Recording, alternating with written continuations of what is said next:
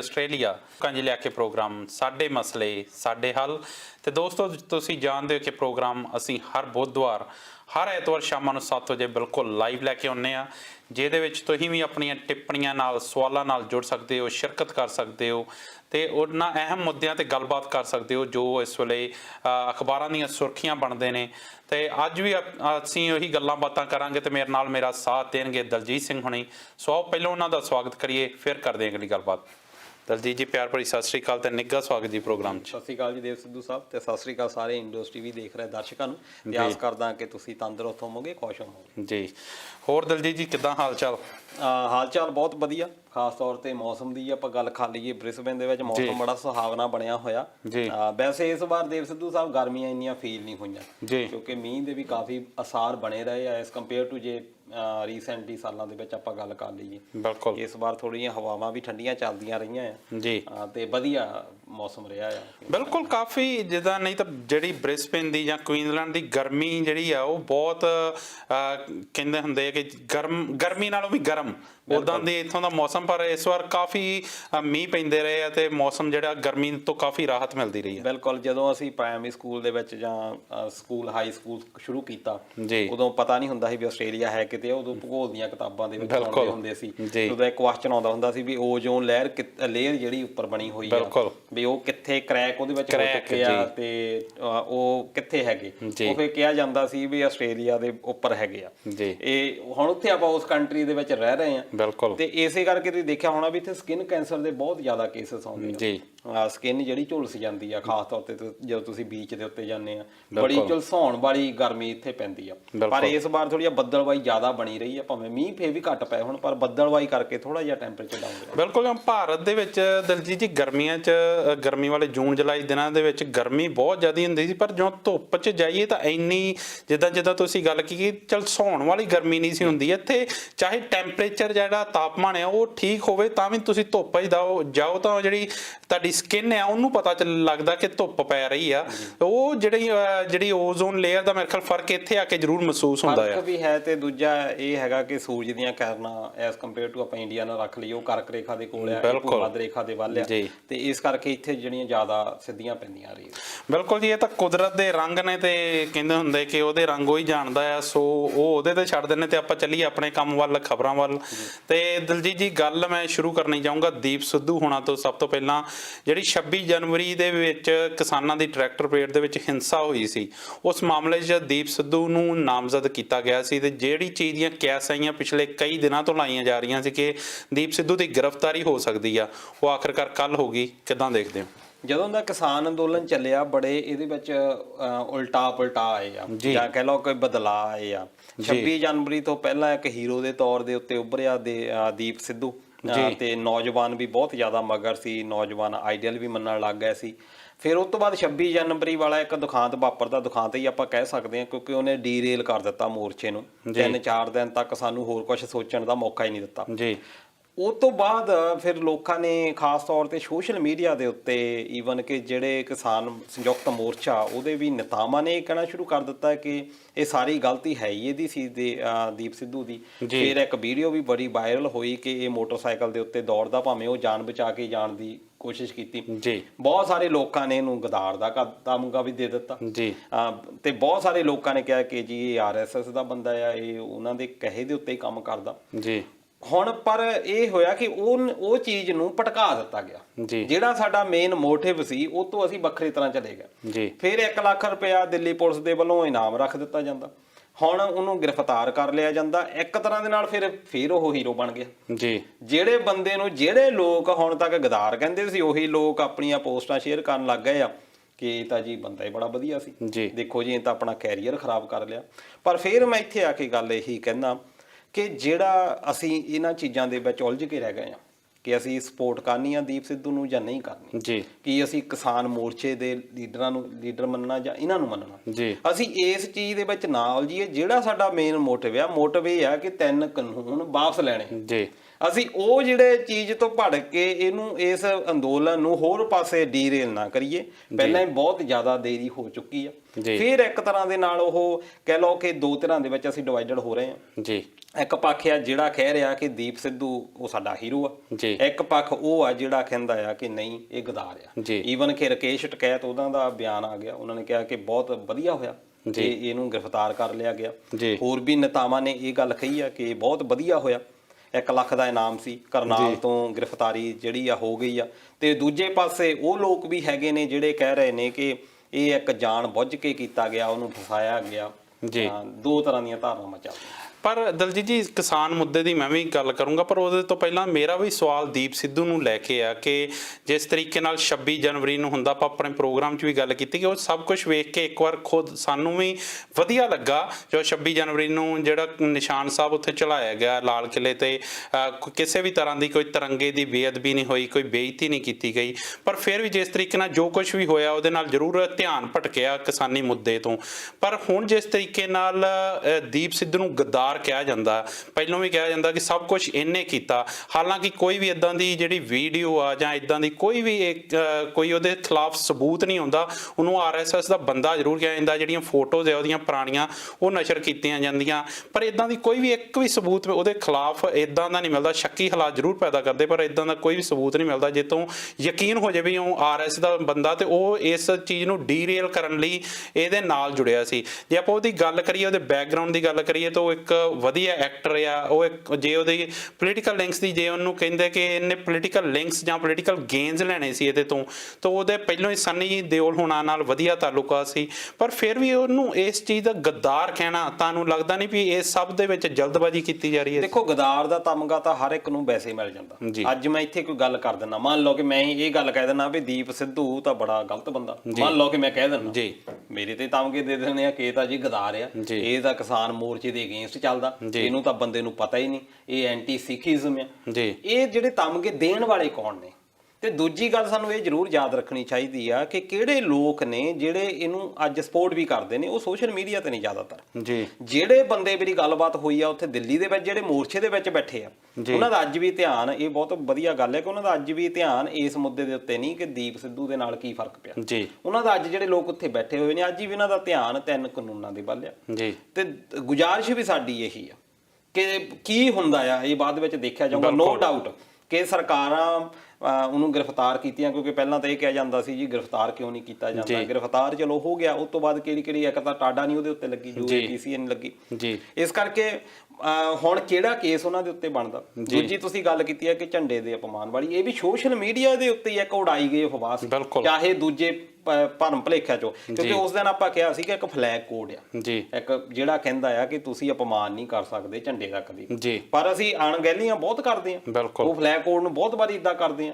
ਪਰ ਜਿਹੜੇ ਜਿੰਨੇ ਵੀ ਕੇਸ ਆ, ਈਵਨ ਕਿ 100 ਤੋਂ ਉੱਤੇ ਗ੍ਰਿਫਤਾਰ ਵੀ ਕੀਤੇ ਗਏ ਕਿਸਾਨ, ਕਿਸੇ ਦੇ ਉੱਤੇ ਵੀ ਤਿਰੰਗੇ ਦੀ ਅਪਮਾਨਨਾ ਦਾ ਕੋਈ ਵੀ ਕੇਸ ਨਹੀਂ। ਈਵਨ ਕਿ ਵਕੀਲ ਆ ਕੇ ਦੱਸਦੇ ਜਿੰਨੇ ਕੇਸ ਹੋਏ ਆ ਹਿੰਸਾ ਦੇ ਹੋਏ ਕਿ ਇਹਨਾਂ ਨੇ ਹਿੰਸਾ ਭੜਕਾਈ ਆ। ਦਲਜੀਤ ਜੀ, ਜੇ ਹਿੰਸਾ ਦੇ ਹੋਏ ਆ ਤਾਂ ਜਿਸ ਦਿਨ ਸ਼ਾਂਤਮਈ ਕਿਸਾਨਾਂ ਤੇ ਜਿਹੜੇ ਬੰਦੇ ਜਿਹੜੇ ਕਹੇ ਜਾਂਦੇ ਕਿ ਨਾਲ ਦੇ ਜਿਹੜੇ ਪਿੰਡਾਂ 'ਚ ਉੱਠ ਕੇ ਆਏ ਆ ਕਿਸਾਨਾਂ ਦਾ ਵਿਰੋਧ ਕਰਨੇ, ਸ਼ਾਂਤਮਈ ਕਿਸਾਨਾਂ ਤੇ ਬੈਠੇ ਵੱਟੇ ਮਾਰੇ ਗਏ, ਉਹ ਬਾਅਦ ਚੋਂ ਪਤਾ ਲੱਗਾ ਕਿ ਉਹ BJP ਦੇ ਬੰਦੇ ਆ, ਉਹਨਾਂ ਤੇ ਕਿੰਨਿਆਂ ਤੇ ਕੇਸ ਹੋਏ ਆ? ਦੇਖੋ, ਇਹ ਤਾਂ ਸਟੇਟ ਦੇ ਕਹਿ ਲਓ ਕਿ ਸਟੇਟ ਨੇ ਕੰਮ ਕਰਨਾ। ਬਹੁਤ ਸਾਰੇ ਲੋਕ ਜਿਹੜੇ ਆ ਸਟੇਟ ਦੇ ਸਾਹਮਣੇ ਆਉਂਦੇ ਆ। ਨਹੀਂ, ਡਬਲ ਸਟੈਂਡਰਡ ਤਾਂ ਹਰ ਹਮੇਸ਼ਾ ਆਉਂਦੀ ਆਈ ਆ। ਖਾਸ ਤੌਰ ਤੇ ਜੇ ਅਸੀਂ ਪੰਜਾਬ ਦੇ ਪੁਰਾਣੇ ਇਤਿਹਾਸ ਦੇ ਵੇਲੇ 1947 ਤੋਂ ਦੇਖ ਲਈਏ ਕਿ ਕੀ ਉਸ ਵੇਲੇ ਡਬਲ ਸਟੈਂਡਰਡ ਨਹੀਂ ਅਪਣਾਇਆ ਗਿਆ। 1984 ਦੇ ਵਿੱਚ ਕੀ ਇਹ ਡਬਲ ਸਟੈਂਡਰਡ ਨਹੀਂ ਰੱਖਿਆ ਗਿਆ। ਜਿੰਨੇ ਵੀ ਤੁਸੀਂ ਹੁਣ ਤੱਕ ਦੀਆਂ ਘਟਨਾਵਾਂ ਦੇਖ ਲਈਏ ਆਪਾਂ, ਇਹ ਬਿਲਕੁਲ ਉਸ ਤਰੀਕੇ ਦੇ ਨਾਲ ਕੀਤਾ ਗਿਆ। ਈਵਨ ਕਿ ਤੁਸੀਂ ਕਿਸੇ ਇਕਨੋਮਿਕਲੀ ਦੇਖ ਲਓ ਪਾਲਿਸੀਜ਼, ਇੱਕ ਪਾਸੇ ਪੰਜਾਬ ਜਿਹੜਾ ਕਿ ਇੱਕ ਸਰਹੱਦੀ ਸੂਬਾ ਆ, ਉਹਦੇ ਨਾਲ ਕਿੱਦਾਂ ਡੀਲ ਕੀਤਾ ਜਾਂਦਾ। ਰਾਜਸਥਾਨ ਤੇ ਹਰਿਆਣਾ ਜਿਹੜਾ ਰਾਜਸਥਾਨ ਤੇ ਗੁਜਰਾਤ ਜਿਹੜਾ ਸਰਹੱਦ ਲੱਗਦੀ ਪਾਕਿਸਤਾਨ ਦੇ ਨਾਲ, ਉਹਨਾਂ ਨੂੰ ਕਿਹੜੀਆਂ ਸੁਵਿਧਾਵਾਂ ਤੁਸੀਂ ਸਾਰੇ ਚੈੱਕ ਕਰਕੇ ਦੇਖੋ ਕਿ ਪੰਜਾਬ ਦੇ ਨਾਲ ਮਤਭੇਦ ਤਾਂ ਹੁੰਦਾ ਹੀ ਰਿਹਾ। ਪਹਾੜੀ ਰਾਜਿਆਂ ਨੂੰ ਇੰਨੇ ਜ਼ਿਆਦਾ ਛੋਟਾਂ ਦੇਤੀਆਂ, ਉੱਥੇ ਇੰਨੀ ਇੰਡਸਟਰੀ ਵਧਾਉਣ ਦੇ ਲਈ ਉਹਨਾਂ ਨੂੰ ਇੰਨੀਆਂ ਛੋਟਾਂ ਆ ਕਿ ਉੱਥੇ ਇੰਡਸਟਰੀ ਇੰਨੀ ਜ਼ਿਆਦਾ ਵੱਧ ਗਈ, ਬਹੁਤ ਜ਼ਿਆਦਾ ਅੱਗੇ ਵੱਧ ਗਏ। ਹਰਿਆਣਾ ਵਰਗਾ ਜਿਹੜਾ ਸਟੇਟ ਆ ਉਹਨੂੰ ਇੰਨੀਆਂ ਜ਼ਿਆਦਾ ਪ੍ਰਾਵਧਾਨ ਸਾਡੇ ਉਹ ਸ਼ਰੀਕੇ ਬਣਾ ਕੇ ਖੜੇ ਕਰ ਦਿੱਤੇ। ਪਰ ਇਹ ਗੱਲ ਜ਼ਰੂਰ ਹੋਈ ਆ ਕਿ ਇਸ ਕਿਸਾਨ ਅੰਦੋਲਨ ਤੋਂ ਬਾਅਦ ਪੰਜਾਬ ਤੇ ਹਰਿਆਣਾ ਨੌਜਵਾਨਾਂ ਦੇ ਜਿੱਦਾਂ ਦਾ ਭਾਈਚਾਰਾ ਵਧਿਆ, ਇਹ ਇੱਕ ਬਹੁਤ ਵਧੀਆ ਗੱਲ ਹੈ। ਇੱਥੇ ਅਵਤਾਰ ਬਾਂਸਲ ਹੁਣਾਂ ਦੀ ਇੱਕ ਟਿੱਪਣੀ ਆਈ, ਉਹ ਕਹਿੰਦੇ ਕਿ ਸਾਡੀ ਜਿਹੜੀ ਪੰਜਾਬੀ ਕਮਿਊਨਿਟੀ ਉਹਦੇ ਵਿੱਚ ਇੰਨੀ ਚੀਜ਼ ਕਾਮਨ ਕਿਉਂਕਿ ਪਹਿਲੋਂ ਅਸੀਂ ਕਿਸੇ ਨੂੰ ਇੰਨਾ ਚੁੱਕ ਦਿੰਨੇ ਆ, ਪਹਿਲੋਂ ਅਸੀਂ ਉਹਨੂੰ ਜੇ ਦੀਪ ਸਿੱਧੂ ਹੁਣਾਂ ਦੀ ਗੱਲ ਕਰੀਏ ਤਾਂ ਬਹੁਤ ਸਾਰੀ ਸਪੋਰਟ ਮਿਲ ਰਹੀ ਸੀ, ਤੇ ਹੁਣ ਜਦੋਂ ਗ੍ਰਿਫਤਾਰੀ ਹੋਈ ਤਾਂ ਉਹਨੂੰ ਗੱਦਾਰ ਐਲਾਨ ਦਿੱਤਾ ਗਿਆ। ਇਹ ਸਾਡੀ ਕਮਿਊਨਿਟੀ ਦੇ ਵਿੱਚ ਇੰਨਾ ਕਾਮਨ ਕਿਉਂ ਹੈ ਇਹ ਚੀਜ਼ਾਂ? ਇਹ ਕਾਮਨ, ਇਹ ਉਹਨਾਂ ਦੀ ਗੱਲ ਸਹੀ ਆ, ਇਹ ਯੂਨੀਵਰਸਲ ਚੀਜ਼ ਆ ਸਾਡੇ 'ਚ। ਅਸੀਂ ਜਦੋਂ ਕਿਸੇ ਬੰਦੇ ਨੂੰ ਚੱਕਦੇ ਆ, ਹੁਣ ਆਮ ਆਦਮੀ ਪਾਰਟੀ ਦਾ ਤੁਸੀਂ ਦੇਖ ਲਓ ਜੀ, ਆਮ ਆਦਮੀ ਪਾਰਟੀ ਨੂੰ ਇੰਨਾ ਜ਼ਿਆਦਾ ਚੱਕਿਆ, ਅਸੀਂ 3 ਸੀਟਸ ਵੀ ਦਿੱਤੀਆਂ ਲੋਕ ਸਭਾ ਦੀਆਂ ਪਹਿਲੀ ਵਾਰ ਜਦੋਂ ਗਾਂਧੀ ਸਾਹਿਬ ਸੀਗੇ, ਤੇ ਇੱਧਰ ਖਾਲਸਾ ਸਾਹਿਬ ਸੀਗੇ ਫਤਿਹਗੜ੍ਹ ਸਾਹਿਬ ਤੋਂ, ਉੱਧਰੋਂ ਸਾਧੂ ਸਿੰਘ ਸੀਗੇ ਫਰੀਦਕੋਟ ਤੋਂ, ਉਹ ਬੰਦੇ ਅਸੀਂ ਜਿਤਾ ਤੇ। ਜਦੋਂ ਨੈਕਸਟ ਚੋਣਾਂ ਆਈਆਂ ਆ ਉਹਦੇ ਵਿੱਚ ਤੁਸੀਂ ਦੇਖ ਲਓ ਵੀ ਸਾਰਿਆਂ ਦੀਆਂ ਜ਼ਮਾਨਤਾਂ ਜ਼ਬਤ ਹੋਈਆਂ, ਇੱਕ ਭਗਵੰਤ ਮਾਨ ਉਹਨਾਂ ਨੂੰ ਛੱਡ ਕੇ ਜੀ। ਹੁਣ ਤੁਸੀਂ ਅੱਗੇ ਵੀ ਜਾ ਕੇ ਦੇਖ ਲਓ, ਉਸ ਵੇਲੇ ਲੋਕੀ ਅਸੀਂ ਲੜਦੇ ਰਹੇ ਹਾਂ। ਈਵਨ ਕਿ ਅਸੀਂ ਇੱਥੇ ਦੇਖਿਆ, ਇੱਥੇ ਵੀ ਸਾਡੇ ਬਹੁਤ ਸਾਡੇ ਦੋਸਤ ਮਿੱਤਰ ਸੀ ਜਿਨ੍ਹਾਂ ਨੇ ਆਮ ਆਦਮੀ ਪਾਰਟੀ ਦੇ ਲਈ ਕੰਮ ਕੀਤਾ, ਨੋ ਡਾਊਟ। ਉਹਦਾ ਕਾਰਨ ਇੱਕ ਇਹ ਵੀ ਆ ਕਿ ਅਸੀਂ ਭਾਵਕ ਤੌਰ ਤੇ ਅੱਜ ਵੀ ਪੰਜਾਬ ਨੂੰ ਛੱਡ ਨਹੀਂ ਪਾਏ ਜੀ। ਅੱਜ ਵੀ ਅਸੀਂ ਉੱਥੇ ਦਾ ਦਰਦ ਸਮਝਦੇ ਹਾਂ, ਭਾਵੇਂ ਇੱਥੇ ਸਾਡੇ ਬੱਚੇ ਹੋ ਗਏ, ਸਾਨੂੰ ਇਹ ਵੀ ਲੱਗਦਾ ਕਿ ਅਸੀਂ ਉੱਥੇ ਹੁਣ ਕੀ ਲੈਣਾ ਜੀ, ਪਰ ਫਿਰ ਵੀ ਅਸੀਂ ਬੁਨਿਆਦੀ ਤੌਰ ਤੇ ਸੈਕੰਡ ਜਨਰੇਸ਼ਨ, ਥਰਡ ਜਨਰੇਸ਼ਨ, ਇਵੇਂ ਫੋਰਥ ਜਨਰੇਸ਼ਨ ਵੀ ਆ ਗਈ ਜੀ ਕੈਨੇਡਾ ਅਮਰੀਕਾ ਦੇ ਵਿੱਚ, ਉਹ ਅੱਜ ਵੀ ਦਰਦ ਮੰਨਦੀਆਂ ਜੀ ਕਿ ਸਾਡੇ ਉਹ ਪਿਤਾ ਪੁਰਖਿਆਂ ਦਾ ਇੱਕ ਹੈਗਾ, ਅਸੀਂ ਉਹਦੇ ਲਈ ਕੋਈ ਵਧੀਆ ਅਲਟਰਨੇਟਿਵ ਲੱਭੀਏ। ਬਿਲਕੁਲ। ਹੁਣ ਉਹ ਅਲਟਰਨੇਟਿਵ ਲੱਭਣ ਦੇ ਚੱਕਰ ਦੇ ਵਿੱਚ ਸਾਨੂੰ ਪਤਾ ਨਹੀਂ ਲੱਗਦਾ, ਕਿਉਂਕਿ ਅਸੀਂ NRI ਬਹੁਤ ਕੰਨਾਂ ਦੇ ਕੱਚੇ ਹੁੰਦੇ ਆ। ਕੰਨਾਂ ਦੇ ਕੱਚੇ ਇਸ ਕਰਕੇ ਆ ਵੀ ਸਾਡੇ ਜਿਹੜੇ ਕੰਨ ਤੇ ਅੱਖ ਉੱਥੇ ਬੈਠੇ ਲੋਕ ਨੇ, ਉਹਦੇ ਵਿੱਚੋਂ ਕੀ ਸਾਨੂੰ ਇਨਫੋਰਮੇਸ਼ਨ ਪਹੁੰਚਦੀ ਹੈ ਉਹਨਾਂ ਤੇ ਡਿਪੈਂਡ ਕਰਦਾ ਕਿ ਇਹੋ ਜਿਹਾ ਬੰਦਾ ਸਾਡੇ ਹੱਥ ਦੇ ਵਿੱਚ ਆਇਆ, ਕੀ ਪ੍ਰਚਾਰ ਹੋਇਆ, ਕਿਉਂਕਿ ਅਸੀਂ ਤਾਂ ਉੱਥੇ ਬੈਠੇ ਨਹੀਂ, ਸਾਨੂੰ ਜੋ ਦੱਸਿਆ ਜਾਂਦਾ ਜਾਂ ਜੋ ਦਿਖਾਇਆ ਜਾਂਦਾ ਉਸ ਬੰਦੇ ਦੇ ਉੱਤੇ ਹੋ ਜਾਂਦਾ। ਉਹ ਫਿਰ ਜਦੋਂ ਅਸੀਂ ਬਲੀਵ ਕਰ ਲੈਂਦੇ ਆ, ਅਸੀਂ ਉਹਦੇ ਉੱਤੇ ਫੁੱਲ ਚੜਾ ਦਿੰਦੇ ਆ, ਉਹਦੇ ਨਾਲ ਫਿਰ ਸਾਡੇ ਦਰਾੜਾਂ ਵੱਧਦੀਆਂ, ਫਿਰ ਐਂਡ ਆਫ ਦਾ ਡੇ 1 ਸਾਲ 2 ਸਾਲ ਅਸੀਂ ਲੜਦੇ ਆ, ਆਪਣੇ ਸੋਸ਼ਲ ਲਿੰਕ ਵੀ ਖਰਾਬ ਕਰ ਲੈਂਦੇ ਆ। ਬਹੁਤ ਸਾਰੇ ਅਸੀਂ ਦੇਖਿਆ ਕਿ ਅਸੀਂ ਦੋਸਤਾਂ ਮਿੱਤਰਾਂ ਦੀ ਆਪਸ ਦੇ ਵਿੱਚ ਸਿਰਫ ਪੋਲੀਟੀਕਲ ਰੀਜ਼ਨ ਦੇ ਕਰਕੇ ਆਪਸ ਵਿੱਚ ਬੋਲਣਾ ਚੱਲਣਾ ਬੰਦ ਹੋ ਗਿਆ। ਪਿੰਡਾਂ 'ਚ ਸਾਡੇ ਭਾਈਚਾਰਾ ਜਿਹੜੇ ਗੁਆਂਢ 'ਚ ਆ, ਬਹੁਤ ਸਾਰੀ ਬਹੁਤ ਇਦਾਂ ਕਈ ਵਾਰ ਪੁਸ਼ਤਾਂ ਤੱਕ ਉਹ ਜਿਹੜਾ ਦੁਸ਼ਮਣੀ ਚੱਲਦੀ ਆ, ਪੋਲੀਟੀਕਲ ਇੱਕ ਨਿੱਕੀ ਜਿਹੀ ਲੜਾਈ ਹੁੰਦੀ ਆ, ਉਹ ਪੁਸ਼ਤਾਂ ਤੱਕ ਚੱਲਦੀ ਆ, ਪੁਸ਼ਤਾਂ ਤੱਕ। ਈਵਨ ਵੀ ਤੂੰ ਜੇ ਅਕਾਲੀ ਆ ਮੈਂ ਕਾਂਗਰਸੀ, ਤੂੰ ਕਾਂਗਰਸੀ ਆ ਮੈਂ ਆਮ ਆਦਮੀ ਪਾਰਟੀ, ਤੇ ਅਕਾਲੀ ਜਿਹੜੇ ਕਾਂਗਰਸੀਆਂ ਨੂੰ ਵੇਖੀਏ ਵਿਆਹ ਤੇ ਇੱਕ ਦੂਜੇ ਨਾਲ ਜੱਫੀ ਹੋ ਜਾਂਦੇ ਆ। ਬਿਲਕੁਲ। ਤੇ ਇਸ ਕਰਕੇ ਉਹ ਫਿਰ ਜਿਹੜਾ ਸਾਡੇ ਵਿੱਚ ਪਾੜਾ ਆ ਉਹ ਹਮੇਸ਼ਾ ਵੱਧਦਾ ਹੀ ਜਾਂਦਾ। ਤੇ ਇਦਾਂ ਦਾ ਕੇਸ ਜਿਹੜਾ ਹੁਣ ਕਿਸਾਨ ਮੋਰਚੇ ਦੇ ਵਿੱਚ ਵੀ ਆ, ਫਿਰ ਉੱਥੇ ਹੀ ਆ ਕਿ ਅਸੀਂ ਉਹ ਅਲਟਰਨੇਟਿਵ ਉੱਥੇ ਰੱਖੀਏ ਕਿ 3 ਕਾਨੂੰਨਾਂ ਦੇ, ਅਸੀਂ ਉਹਨੂੰ ਧਾਰਮਿਕ ਨਾ ਚੀਜ਼ ਬਣਾਈਏ। ਜਦੋਂ ਦਲਜੀਤ ਜੀ ਪਿੱਛੇ ਜੇ ਤੁਹਾਨੂੰ ਯਾਦ ਹੋਣਾ ਕਿ ਜਦੋਂ ਇਹ ਜਿਹੜਾ ਪੂਰੇ ਜੋਬੰਦ ਸੀਗਾ ਜਿਹੜਾ ਕਿਸਾਨੀ ਮੁੱਦਾ, ਜਿਹੜਾ ਇੱਕ ਰਾਜੇਵਾਲ ਸਾਹਿਬ ਹੁਣਾਂ ਦੀ ਇੱਕ ਵੀਡੀਓ ਆਈ ਜਿਹਦੇ ਵਿੱਚ ਉਹਨਾਂ ਨੇ ਕਿਹਾ ਕਿ ਨਿਸ਼ਾਨ ਸਾਹਿਬ ਲਾ ਦਿਓ ਆਪਣੇ ਇੱਥੋਂ ਤੰਬੂਆਂ ਤੋਂ, ਤੇ ਹੋਰ ਵੀ ਉਹਨਾਂ ਨੇ ਬਹੁਤ ਕੁਝ ਕਿਹਾ। ਉਸ ਤੋਂ ਬਾਅਦ ਉਹਨਾਂ ਤੇ ਬਹੁਤ ਸਾਰੀਆਂ ਉਂਗਲਾਂ ਉੱਠੀਆਂ। ਆਪਾਂ ਉਦੋਂ ਵੀ ਇੱਥੋਂ ਇਹੀ ਬੇਨਤੀ ਕੀਤੀ ਸੀ ਕਿ ਸਾਡਾ ਜਿਹੜਾ ਮੇਨ ਮੁੱਦਾ ਇਸ ਵੇਲੇ ਕਿਸਾਨੀ ਦਾ, ਤੇ ਅਸੀਂ ਉਹਨੂੰ ਲੈ ਕੇ ਚੱਲੀਏ, ਨਾ ਕਿ ਜਿਹੜਾ ਕਿਸੇ ਵੀ ਮੁੱਦੇ ਨੂੰ ਲੈ ਕੇ ਪਾੜ ਜਾਈਏ। ਜੇ ਇਸ ਅੰਦੋਲਨ ਦਾ ਹੈ, ਜੇ ਉਹ ਅੱਜ ਨਹੀਂ ਤੇ ਕੱਲ ਉਹ ਸਾਹਮਣੇ ਆ ਜਾਣਾ। ਜੇ ਕੋਈ ਇਸ ਚੀਜ਼ ਨੂੰ ਥੱਲੇ ਖਿੱਚਣ ਦੀ ਕੋਸ਼ਿਸ਼ ਕਰ ਰਿਹਾ, ਇਹ ਜਿਹੜੀਆਂ ਸੱਚ ਝੂਠ ਦਾ ਨਤਾਰਾ ਇਸ ਚੀਜ਼ ਤੋਂ ਆਪਾਂ ਬਾਅਦ ਚੋਂ ਵੀ ਕਰ ਸਕਦੇ ਹਾਂ, ਪਰ ਇਸ ਵਕਤ ਸਾਨੂੰ ਫੋਕਸ ਕਰਨ ਦੀ ਲੋੜ ਹੈ ਕਿਸਾਨੀ ਮੁੱਦੇ ਤੇ। ਇੱਥੇ ਉਹਨਾਂ ਦੀ ਉਹਦੇ ਹੁਣਾਂ ਦੀ ਵੀ ਆਈ ਹੈ ਟਿੱਪਣੀ ਕਿ ਸਾਨੂੰ ਇਕੱਠੇ ਰਲ ਮਿਲ ਕੇ ਇਸ ਮੁੱਦੇ ਵੱਲ ਧਿਆਨ ਦੇਣ ਦੀ ਲੋੜ ਹੈ। ਉਸ ਤੋਂ ਬਾਅਦ ਦੀਪ ਸਿੱਧੂ ਹੁਣਾਂ ਨੇ ਗੱਦਾਰ ਆ ਜਾਂ ਨਹੀਂ ਗੱਦਾਰ, ਇਹ ਬਾਅਦ ਚੋਂ ਫੈਸਲਾ ਹੋ ਸਕਦਾ। ਪਰ ਮੈਂ ਵੀ ਇਹੀ ਪੁੱਛਣਾ ਚਾਹੁੰਦਾ ਕਿ ਜਦੋਂ ਹੁਣ ਇਹ ਸਾਡੀ ਕਮਿਊਨਿਟੀ ਵੰਡੀ ਗਈ ਇੱਕ ਤਰੀਕੇ ਨਾਲ ਦੀਪ ਸਿੱਧੂ ਹੁਣਾਂ ਦੇ ਮਸਲੇ ਤੇ ਫੇਸਬੁੱਕ ਤੇ ਬਹੁਤ ਵੱਡੀ ਚਰਚਾ ਚੱਲ ਗਈ। ਕੋਈ ਕਹਿੰਦਾ ਮੈਂ ਉਹਦੀ ਸਪੋਰਟ ਕਰਦਾ, ਕੋਈ ਕਹਿੰਦਾ ਨਹੀਂ ਉਹ ਗੱਦਾਰ ਆ, ਪਰ ਸਾਡਾ ਧਿਆਨ ਜਿਹੜਾ ਕਿਸਾਨੀ ਮੁੱਦੇ ਤੋਂ ਹਟ ਕੇ ਤੇ ਅਸੀਂ ਦੀਪ ਸਿੱਧੂ ਵੱਲ ਲੱਗ ਗਏ। ਇਹੀ ਤਾਂ ਮੇਰੇ ਖਿਆਲ ਸਰਕਾਰਾਂ ਚਾਹੁੰਦੀਆਂ ਕਿ ਇਹਨਾਂ ਦਾ ਧਿਆਨ ਜਿਹੜਾ ਆ ਉਹ ਡਾਈਵਰਟ ਹੋਵੇ। ਬਿਲਕੁਲ। ਹੁਣ ਦੇਖੋ ਕਿ 26 ਜਨਵਰੀ ਨੋ ਡਾਊਟ ਕਿ ਤੁਸੀਂ ਆਪਾਂ ਇਕੱਠੇ ਬੈਠੇ ਸੀ, ਆਪਾਂ ਨੂੰ ਖੁਸ਼ੀ ਹੋਈ ਸੀ। ਬਿਲਕੁਲ। ਉਦੋਂ ਵੀ ਆਪਾਂ ਇਹ ਗੱਲ ਕਰਦੇ ਸੀ ਵੀ ਹੁਣ ਕਿਸੇ ਤਰੀਕੇ ਦੇ ਨਾਲ ਤਿਰੰਗਾ ਝੰਡਾ ਵੀ ਨਾਲ ਲੱਗ ਜੂ ਜੀ। ਜੇ ਤਿਰੰਗਾ ਝੰਡਾ ਕੋਸ਼ਿਸ਼ ਕਰ ਰਹੇ ਸੀ, ਜੇ ਤੁਸੀਂ ਵੀਡੀਓ ਵੀ ਦੇਖੋ, ਉਹ ਕਿਉਂਕਿ ਉਹਦੇ ਪੋਲ ਤੋਂ ਚੜ੍ਹ ਨਹੀਂ ਸੀ ਹੁੰਦਾ, ਜੇ ਤਿਰੰਗਾ ਝੰਡਾ ਵੀ ਲੱਗ ਜਾਂਦਾ ਸ਼ਾਇਦ ਇਹ ਸਿਰਫ ਹਿੰਸਾ ਦੇ ਕੇਸ ਬਣਨੇ ਸੀ ਕਿ ਜਿਹੜਾ ਤੁਸੀਂ ਉੱਥੇ ਦਾ ਪ੍ਰੋਟੋਕਾਲ ਆ ਉਹ ਤੋੜਿਆ, ਉਹਦੇ ਕੇਸ ਜ਼ਿਆਦਾ ਬਣਨੇ ਸੀ। ਹੁਣ ਵੀ ਉਹੀ ਬਣੇ ਆ ਜੀ। ਜਿਹੜਾ ਤਿਰੰਗੇ ਦੇ ਨਾਲ ਇੱਕ ਮੀਡੀਆ ਦੇ ਵੱਲੋਂ ਫੈਲਾਇਆ ਗਿਆ ਉਹ ਬੜਾ ਇੱਕ ਕਹਿ ਲਓ ਕਿ ਛੜਯੰਤਰ ਸੀ, ਜਿਹਦੇ ਵਿੱਚ ਕਿ ਸਾਡੇ ਬੰਦੇ ਫਸ ਗਏ। ਪਰ ਉਸ ਘਟਨਾ ਤੋਂ ਬਾਅਦ 4-5 ਦਿਨ ਤੱਕ ਦੀਪ ਸਿੱਧੂ ਸਾਹਿਬ ਅਸੀਂ ਇੱਕ ਦੂਜੇ ਦੇ ਨਾਲ ਇਦਾਂ ਦੇ ਫਸੇ ਆ ਕਿ ਸਾਨੂੰ 3 ਬਿੱਲ ਭੁੱਲੇ ਗਏ। ਬਹੁਤ ਸਾਰੇ ਕਿਸਾਨ ਇਦਾਂ ਦੇ ਵੀ ਅਸੀਂ ਜਾਂਦੇ ਦੇਖੇ ਜਿਹੜੇ ਰੋਂਦੇ ਹੋਏ ਇਹ ਕਹਿ ਰਹੇ ਸੀ ਕਿ ਅਸੀਂ ਹਾਰ ਗਏ ਇੱਕ ਤਰੀਕੇ ਦੇ ਨਾਲ। ਜੀ। ਉਹਦਾ ਭਲਾ ਹੋਵੇ ਰਕੇਸ਼ ਟਕੈਤ ਹੋਣਾ ਦਾ ਕਿ ਉਹਨਾਂ ਦੇ ਹੱਜੂ ਕੰਮ ਆ ਗਏ, ਇੱਕ ਤਰ੍ਹਾਂ ਫਿਰ ਉਹ ਜਿਹੜੀ ਕਿਸਾਨ ਮੋਰਚੇ ਦੇ ਵਿੱਚ ਜਾਨ ਪਾ ਗਏ ਜੀ ਕਿਉਂਕਿ ਦੋ ਤਾਂ ਜਥੇਬੰਦੀਆਂ ਛੱਡੇ ਗਈਆਂ ਸੀ ਜੀ ਕਿ ਅਸੀਂ ਤਾਂ ਪਿੱਛੇ ਜੀ ਹਟ ਗਏ ਬਸ ਹੁਣ ਠੀਕ ਆ। ਈਵਨ ਕਿ ਟਕੈਤ ਸਾਹਿਬ ਦਾ ਜਿਹੜਾ ਗਾਜੀਪੁਰ ਦੇ ਵਿੱਚ ਮੋਰਚਾ ਲੱਗਾ ਸੀ ਜਿੱਥੇ ਹਜ਼ਾਰਾਂ ਦੇ ਵਿੱਚ ਬੰਦੇ ਸੀ, ਬੰਦੇ ਉੱਤੇ 500 ਤੋਂ ਘੱਟ ਰਹਿ ਗਏ ਸੀ। ਬਿਲਕੁਲ ਉਹ ਲੋਕਾਂ ਡੀਮੋਟੀਵੇਟ ਹੋ ਗਏ। ਜੀ, ਜੀ, ਇਹੀ ਸਰਕਾਰਾਂ ਚਾਹੁੰਦੀਆਂ ਸੀ। ਉਸ ਤੋਂ ਬਾਅਦ ਜੇ ਆਪਾਂ ਦੇਖੀਏ ਇੱਥੇ ਜਿਹੜਾ ਤੁਸੀਂ ਦੱਸਦੇ ਆ ਕਿ ਜਿਹੜਾ ਅਟੈਕ ਹੋਇਆ ਬੀਜੇਪੀ ਦੇ ਗੁੰਡਿਆਂ ਦੇ ਦੁਆਰਾ, ਉਹ ਅਟੈਕ ਇਸੇ ਕਰਕੇ ਕੀਤਾ ਗਿਆ ਕਿਉਂਕਿ ਸਟਰੈਂਥ ਬਹੁਤ ਘਟ ਗਈ ਸੀ। ਬਿਲਕੁਲ ਸਰਕਾਰਾਂ ਨੂੰ ਲੱਗਾ ਕਿ ਹੁਣ ਸਟਰੈਂਥ ਇੰਨੀ ਘੱਟ ਆ, ਹੁਣ ਇਹਨਾਂ ਨੂੰ ਦਬਾ ਕੇ ਅਸੀਂ ਭਜਾ ਦਈਏ। ਹੁਣ ਕਿਉਂ ਨਹੀਂ ਅਟੈਕ ਹੋ ਰਿਹਾ? ਕਿਉਂਕਿ ਇੱਕਦਮ ਹੀ ਫੇਰ ਵੱਧ ਗਈ ਆ ਕੰਮ। ਇਸ ਕਰਕੇ ਉਹ ਸਰਕਾਰ ਉਸ ਵੇਲੇ ਉਠਾਉਣਾ ਚਾਹੁੰਦੀ ਸੀ। ਉਹਨਾਂ ਦਾ ਉਹ ਜਿਹੜੇ ਇੱਕ ਸਾਜ਼ਿਸ਼ ਸੀ ਉਹ ਕਾਮਯਾਬ ਹੋ ਗਈ ਸੀ। ਇਹੋ ਜਿਹੀਆਂ ਸਾਜ਼ਿਸ਼ਾਂ ਉਹਨਾਂ ਨੇ ਬਹੁਤ ਅਜੇ ਚੱਲਣੀਆਂ। ਇਸ ਕਰਕੇ ਅਵੇਅਰ ਹੋਣ ਦੀ ਜ਼ਰੂਰਤ ਆ ਕਿ ਇਹ ਜਿਹੜਾ ਕਾਨੂੰਨਾਂ ਦਾ ਕੰਮ ਆ ਇਹਦੇ ਉੱਤੇ ਧਿਆਨ ਦਿੱਤਾ ਜਾਵੇ। ਇੱਥੇ ਕੁਲਜੀਤ ਸਿੰਘ ਗਿੱਲ ਹੁਣਾਂ ਦੀ ਟਿੱਪਣੀ ਹੈ, ਉਹ ਕਹਿੰਦੇ ਕਿ ਜੇ ਤੁਹਾਨੂੰ ਨਹੀਂ ਪਤਾ ਕਿ ਜਥੇਬੰਦੀਆਂ ਸਟੈਂਡ ਕਿਉਂ ਨਹੀਂ ਲੈ ਰਹੀਆਂ ਤਾਂ ਮੇਰੇ ਖਿਆਲ ਉਹ ਦੀਪ ਸਿੱਧੂ ਦੀ ਗੱਲ ਕਰ ਰਹੇ ਕਿ ਉਹਦੀਆਂ ਜਿਹੜੀਆਂ ਲਾਈਵ ਵੀਡੀਓਜ਼ ਆ ਉਹ ਵੇਖਣ ਵਾਲੀਆਂ, ਜਿਹਦੇ ਵਿੱਚ ਉਹ ਗੱਲ ਕਰਦਾ ਕਿ ਆਪਾਂ ਨੂੰ ਸਾਰੇ ਅਸੀਂ ਵਾਪਸ ਚੱਲੀਏ, ਇਹ ਕਿਸਾਨੀ ਮੁੱਦੇ ਨੂੰ ਇਕੱਲਾ ਪੰਥਕ ਧਾਰਮਿਕ ਮੁੱਦਾ ਬਣਾਉਣਾ ਚਾਹੁੰਦਾ ਸੀ। ਉਹ ਦੀਪ ਸਿੱਧੂ ਹੁਣਾਂ ਦੀ ਗੱਲ ਕਰ ਰਹੇ। ਪਰ ਮੇਰਾ ਮੰਨਣਾ ਇਹੀ ਹੈ ਕਿ ਇਹ ਜਿਹੜੀ ਚੀਜ਼ਾਂ ਹੈ ਇਹਦਾ ਸਾਰੀਆਂ ਦਾ ਨਤਾਰਾ ਜਿਹੜਾ ਇਹ ਕਿਸਾਨੀ ਮੁੱਦਾ ਖਤਮ ਹੋਣ ਤੋਂ ਬਾਅਦ ਵੀ ਕੀਤਾ ਜਾ ਸਕਦਾ। ਪਰ ਇਸ ਵੇਲੇ ਸਾਨੂੰ ਧਿਆਨ ਜਿਹੜਾ ਕਿਸਾਨੀ ਮੁੱਦੇ ਤੇ ਕਰਨ ਦੀ ਲੋੜ ਹੈ। ਤੁਸੀਂ 26 ਜਨਵਰੀ ਦੀ ਗੱਲ ਕੀਤੀ, 26 ਜਨਵਰੀ ਤੋਂ ਬਾਅਦ ਜਿਸ ਤਰੀਕੇ ਨਾਲ ਸਟਰੈਂਥ ਘਟੀ, ਪਰ ਉਹਦੇ ਵਿੱਚ ਇੱਕ ਚੀਜ਼ ਜਿਹੜੀ ਆ ਉਹ ਜਿਹੜੀ ਬਹੁਤ ਪਰਪੱਕਤਾ ਨਾਲ ਬਾਹਰ ਆਈ ਕਿ ਜਿਹੜੇ ਟਕੈਤ ਹੋਣੀਆਂ ਜਿਨ੍ਹਾਂ ਨੂੰ ਇੱਕ ਸੈਕਿੰਡ ਲਾਈਨ ਦਾ ਲੀਡਰ ਮੰਨਿਆ ਜਾ ਰਿਹਾ ਸੀ, ਉਦੋਂ ਪੰਜਾਬ ਦੇ ਲੀਡਰਾਂ ਦੀ ਗੱਲ ਹੁੰਦੀ ਸੀ, ਰਾਜੇਵਾਲ ਸਾਹਿਬ ਉਹਨਾਂ ਦੀ ਗੱਲ ਹੁੰਦੀ ਸੀ। ਹੁਣ ਉਹ ਇੱਕਦਮ ਟਕੈਤ ਹੋਣੀ ਉੱਪਰ ਆ ਗਏ ਤੇ ਪੰਜਾਬ ਦੇ ਲੀਡਰ ਜਿਹੜੇ ਆ ਉਹ ਪਿੱਛੇ ਹੋ ਗਏ। ਇੱਕ ਤਰੀਕੇ ਨਾਲ ਜਿਹੜਾ ਕਿਸਾਨੀ ਮੁੱਦਾ ਪੰਜਾਬ ਦਾ ਮੋਮੈਂਟਮ ਜਿਹੜਾ ਉਹ ਸ਼ਿਫਟ ਯੂਪੀ ਵੱਲ ਹੋ ਗਿਆ। ਤੁਹਾਨੂੰ ਕਿੱਦਾਂ ਲੱਗਦਾ ਇਸ? ਉਹਦਾ ਕਾਰਨ ਇਹ ਹੋਇਆ ਕਿ ਅਸੀਂ ਆਪਣਾ ਅਜੇ ਤੱਕ ਡਿਸਾਈਡ ਹੀ ਨਹੀਂ ਕਰ ਪਾਏ ਕਿ ਸਾਡਾ ਲੀਡਰ ਕੌਣ ਆ ਜੀ। ਇਹ ਸਾਡੀ ਪੰਜਾਬ ਦੀ ਸ਼ੁਰੂ ਤੋਂ ਸਮੱਸਿਆ ਰਹੀ ਆ ਜੀ। ਗਦਰ ਲਹਿਰ ਸਾਡੀ ਜਿਹੜਾ ਗਦਰ 1857 ਵਾਲਾ ਉਹ ਹੋਣ ਦਾ ਕਾਰਨ ਕੀ ਸੀ ਕਿ 2-3 ਬੰਦੇ ਇਸੇ ਕਰਕੇ ਵਿਰੋਧ ਕਰ ਗਏ ਕਿ ਉਹਨਾਂ ਦੀ ਇੱਕ ਬਣ ਨਹੀਂ ਪਾਈ ਜੀ ਕੌਣ ਹੋਵੇ ਅੱਗੇ। ਜਿੰਨੇ ਵੀ ਤੁਸੀਂ ਦੇਖ ਲਓ ਕਿ ਜਿਹੜੇ ਇੱਕ ਸਰਕਾਰ ਬਾਝੋਂ ਫੌਜਾਂ ਜਿੱਤ ਕੇ ਅੰਤ ਨੂੰ ਹਾਰ ਗਈਆਂ ਨੇ, ਸ਼ਾਹ ਮੁਹੰਮਦ ਲਿਖਦਾ ਉਹ ਕਿੱਦਾਂ ਹਾਰ ਗਈਆਂ ਕਿ ਇੱਕ ਸਰਦਾਰ ਨਹੀਂ ਅਸੀਂ ਨਿਸ਼ਚਿਤ ਕਰ ਪਾਏ। ਇੱਕ ਸਰਦਾਰ ਦੇ ਉੱਤੇ ਸਾਡੀ ਇੱਕ ਭਾਵਨਾ ਨਹੀਂ ਬਣ ਪਾਈ। ਜਿਹੜਾ ਬੰਦਾ ਕਈ ਵਾਰੀ ਕੰਮ ਕਰਨ ਦੀ ਕੋਸ਼ਿਸ਼ ਕਰਦਾ ਸਾਡਾ ਉਹਦੇ ਉੱਤੇ ਵਿਸ਼ਵਾਸ ਹੀ ਨਹੀਂ ਬਣਦਾ। ਫਿਰ ਜਦੋਂ ਉਹ ਪਿੱਛੇ ਹਟ ਜਾਂਦਾ, ਫਿਰ ਜਾਂ ਉਹਦੀ ਡੈਥ ਹੋ ਜਾਂਦੀ ਹੈ, ਫਿਰ ਸਾਨੂੰ ਚੇਤੇ ਆਉਂਦਾ ਵੀ ਯਾਰ ਅਸੀਂ ਤਾਂ ਗਲਤੀ ਕਰ ਲਈ, ਫਿਰ ਅਸੀਂ ਉਹਦੇ ਸੋਹਲੇ ਗਾਉਣੇ ਸ਼ੁਰੂ ਕਰ ਦਿੰਦੇ ਹਾਂ। ਪਰ ਉਦੋਂ ਅਸੀਂ ਡਿਸਾਈਡ ਇਹੀ ਸਾਡੀ ਘਾਟ ਰਹਿ ਗਈ ਆ। ਅਸੀਂ ਜੇ ਕਹੀਏ ਕਿ ਰਕੇਸ਼ ਟਕੈਤ ਨੂੰ ਅਸੀਂ ਪੈਦਾ ਕੀਤਾ, ਪਹਿਲਾਂ ਕੌਣ ਜਾਣਦਾ ਸੀ? ਨੋ ਡਾਊਟ ਕਿ ਉਹ ਸਭ ਤੋਂ ਜ਼ਿਆਦਾ ਐਕਟਿਵ ਸੀ ਪੱਛਮੀ ਉੱਤਰ ਪ੍ਰਦੇਸ਼ ਦੀ, ਆਪਾਂ ਗੱਲ ਕਰ ਲਈਏ ਸਭ ਤੋਂ ਜ਼ਿਆਦਾ ਐਕਟਿਵ ਉਹਨਾਂ ਦੀ ਕਿਸਾਨ ਜਥੇਬੰਦੀ ਸੀ।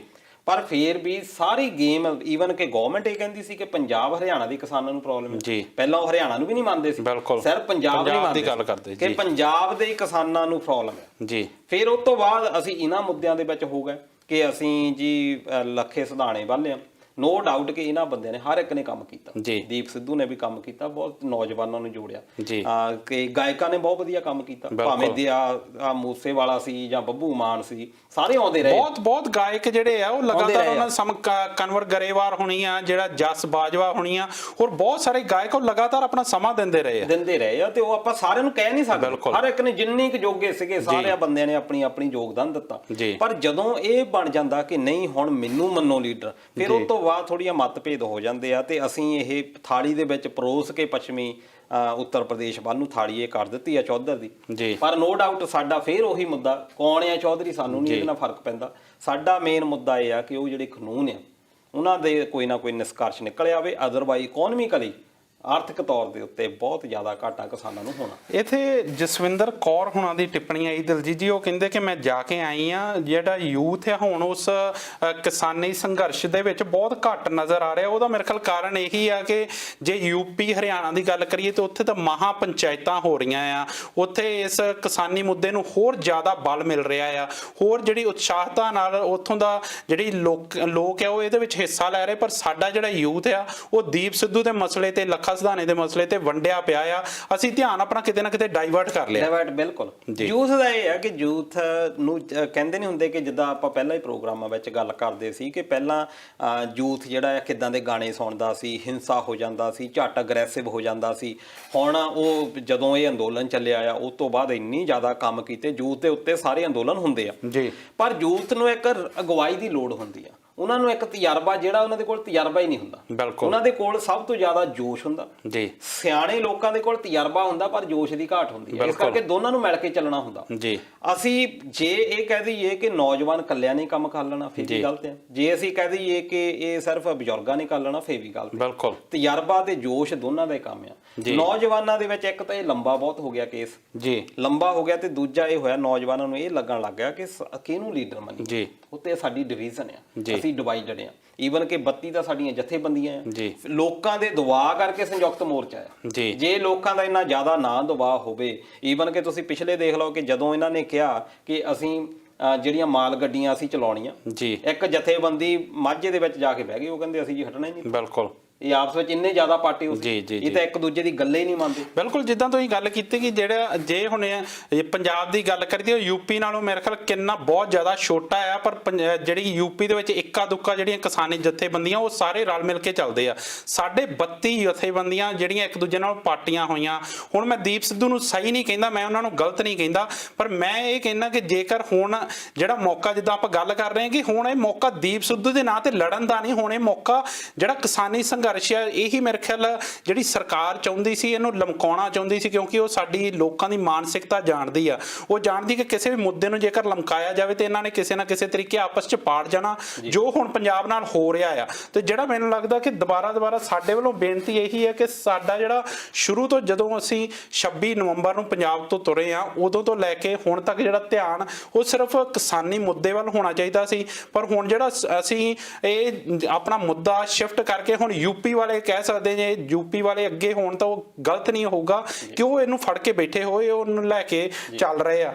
ਦਲਜੀਤ ਜੀ, ਇਹਦੇ ਨਾਲ ਆਪਣੀ ਯੂਪੀ ਦੀ ਗੱਲ ਚੱਲੀ ਤਾਂ ਮੈਂ ਉਹਦੀ ਵੀ ਗੱਲ ਜ਼ਰੂਰ ਕਰਨੀ ਚਾਹੂੰਗਾ ਕਿ ਮੁਜ਼ੱਫਰਾਬਾਦ ਦੰਗਿਆਂ ਤੋਂ ਬਾਅਦ ਜਾਟ ਤੇ ਮੁਸਲਿਮ ਭਾਈਚਾਰੇ ਦੇ ਵਿੱਚ ਅਚਾਨਕ ਜਿਹੜਾ ਇੱਕ ਪਾੜਾ ਬਹੁਤ ਜ਼ਿਆਦਾ ਵੱਧ ਗਿਆ ਸੀਗਾ, ਪਰ ਇਸ ਐਜੀਟੇਸ਼ਨ ਨੇ ਜਦੋਂ ਹੁਣ ਮਹਾ ਪੰਚਾਇਤਾਂ ਹੋਣ ਲੱਗੀਆਂ ਤਾਂ ਇਹਨੇ ਇੱਕ ਮੁਸਲਿਮ ਤੇ ਜਾਟ ਭਾਈਚਾਰੇ ਨੂੰ ਵੀ ਇਕੱਠਾ ਕਰਕੇ ਇੱਕੋ ਪਲੇਟਫਾਰਮ ਤੇ ਲੈ ਆਂਦਾ, ਇੱਕ ਉਹ ਜਿਹੜਾ ਪਾੜਾ ਵਧਿਆ ਹੋਇਆ ਸੀ ਉਹਨੂੰ ਖਤਮ ਕਰਤਾ, ਜੋ ਇੱਕ ਚੀਜ਼ ਬਹੁਤ ਵਧੀਆ ਨਿਕਲ ਕੇ ਆਈ ਕਿ ਇਹਦੇ ਨਾਲ ਭਾਈਚਾਰਾ ਕਾਫੀ ਵਧਿਆ।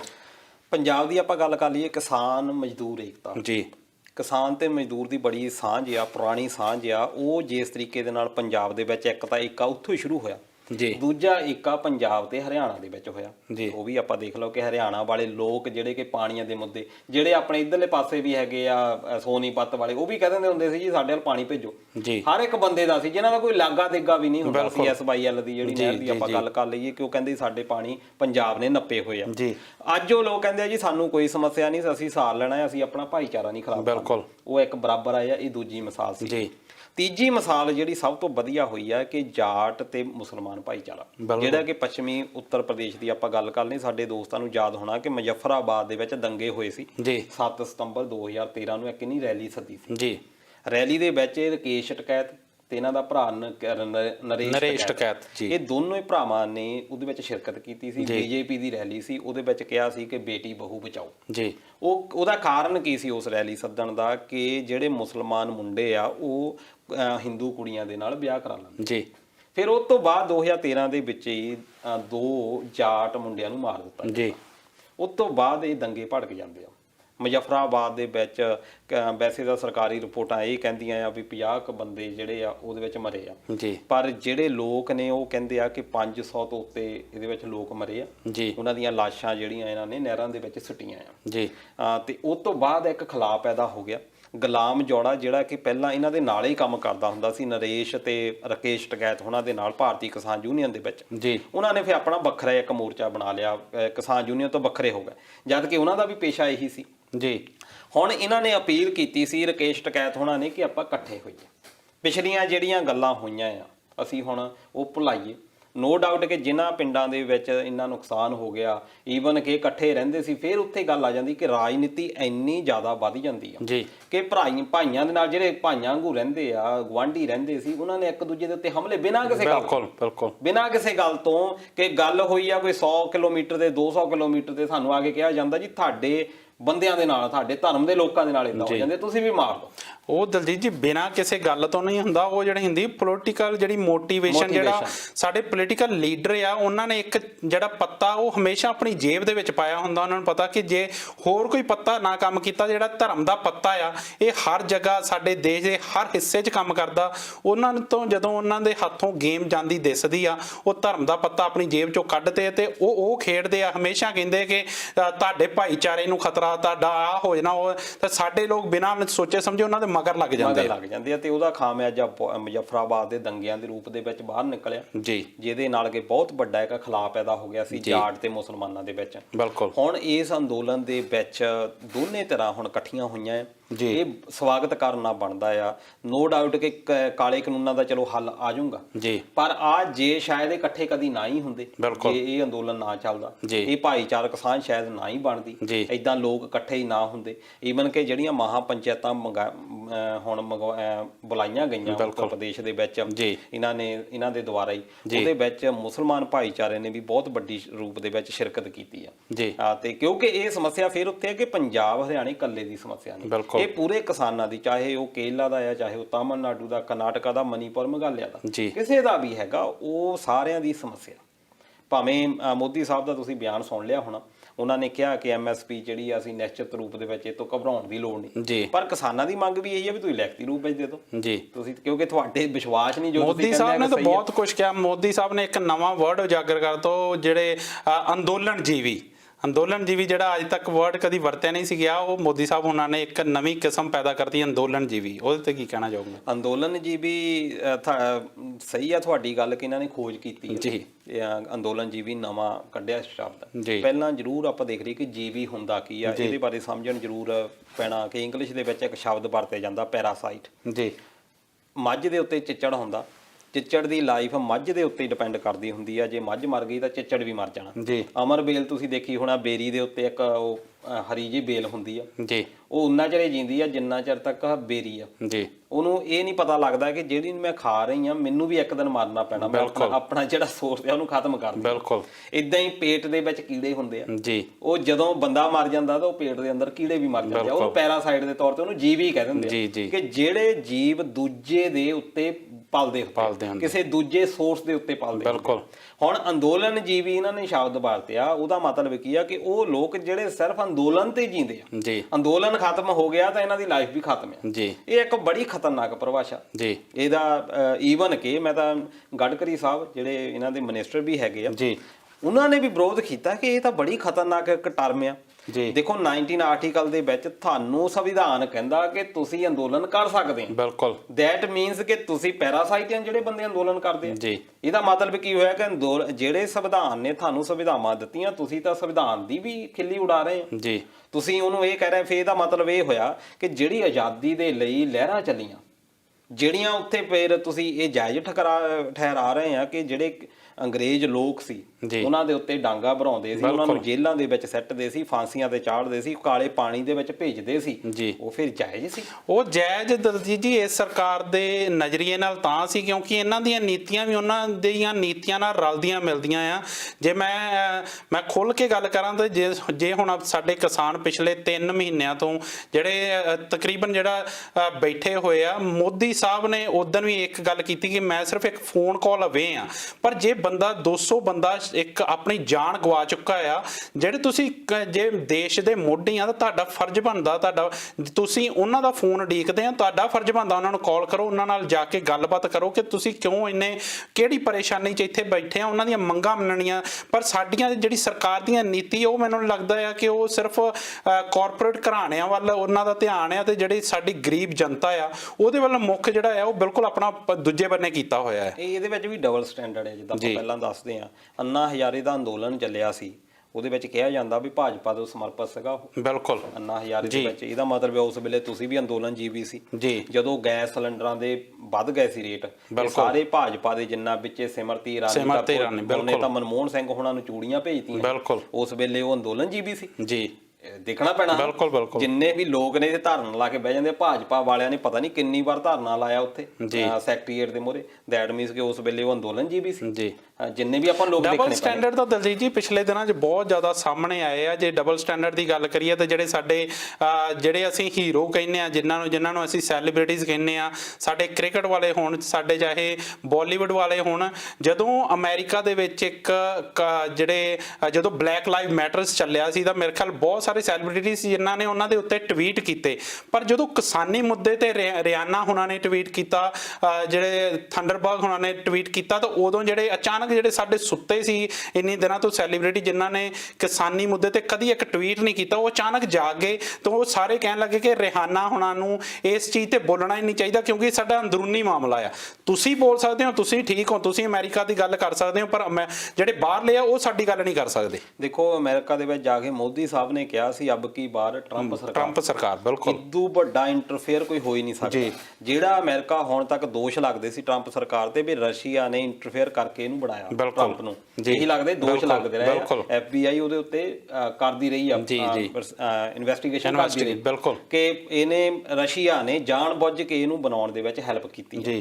ਉਹਨਾਂ ਦੇ ਵਿੱਚ ਜਾ ਕੇ ਸਾਡਾ ਪ੍ਰਧਾਨ ਮੰਤਰੀ ਜਿਹੜੀ ਕੋਈ ਮੈਨੂੰ ਲੱਗਦਾ ਨਹੀਂ ਕਿ ਕੋਈ ਬੁੱਕਤ ਆ ਉਹਨਾਂ ਦੇ ਸਮਾਜ ਦੇ ਵਿੱਚ, ਪਰ ਕਿਉਂਕਿ ਇੰਡੀਆ ਨੂੰ ਪ੍ਰਭਾਵਿਤ ਕਰਨਾ ਸੀ ਇਸ ਕਰਕੇ ਉਹ ਇਹ ਗੱਲ ਦੁਹਰਾਈ ਗਈ। ਇੱਥੇ ਵੀ ਇਹ ਮੁੱਦਾ ਉੱਠਿਆ ਬਿਲਕੁਲ।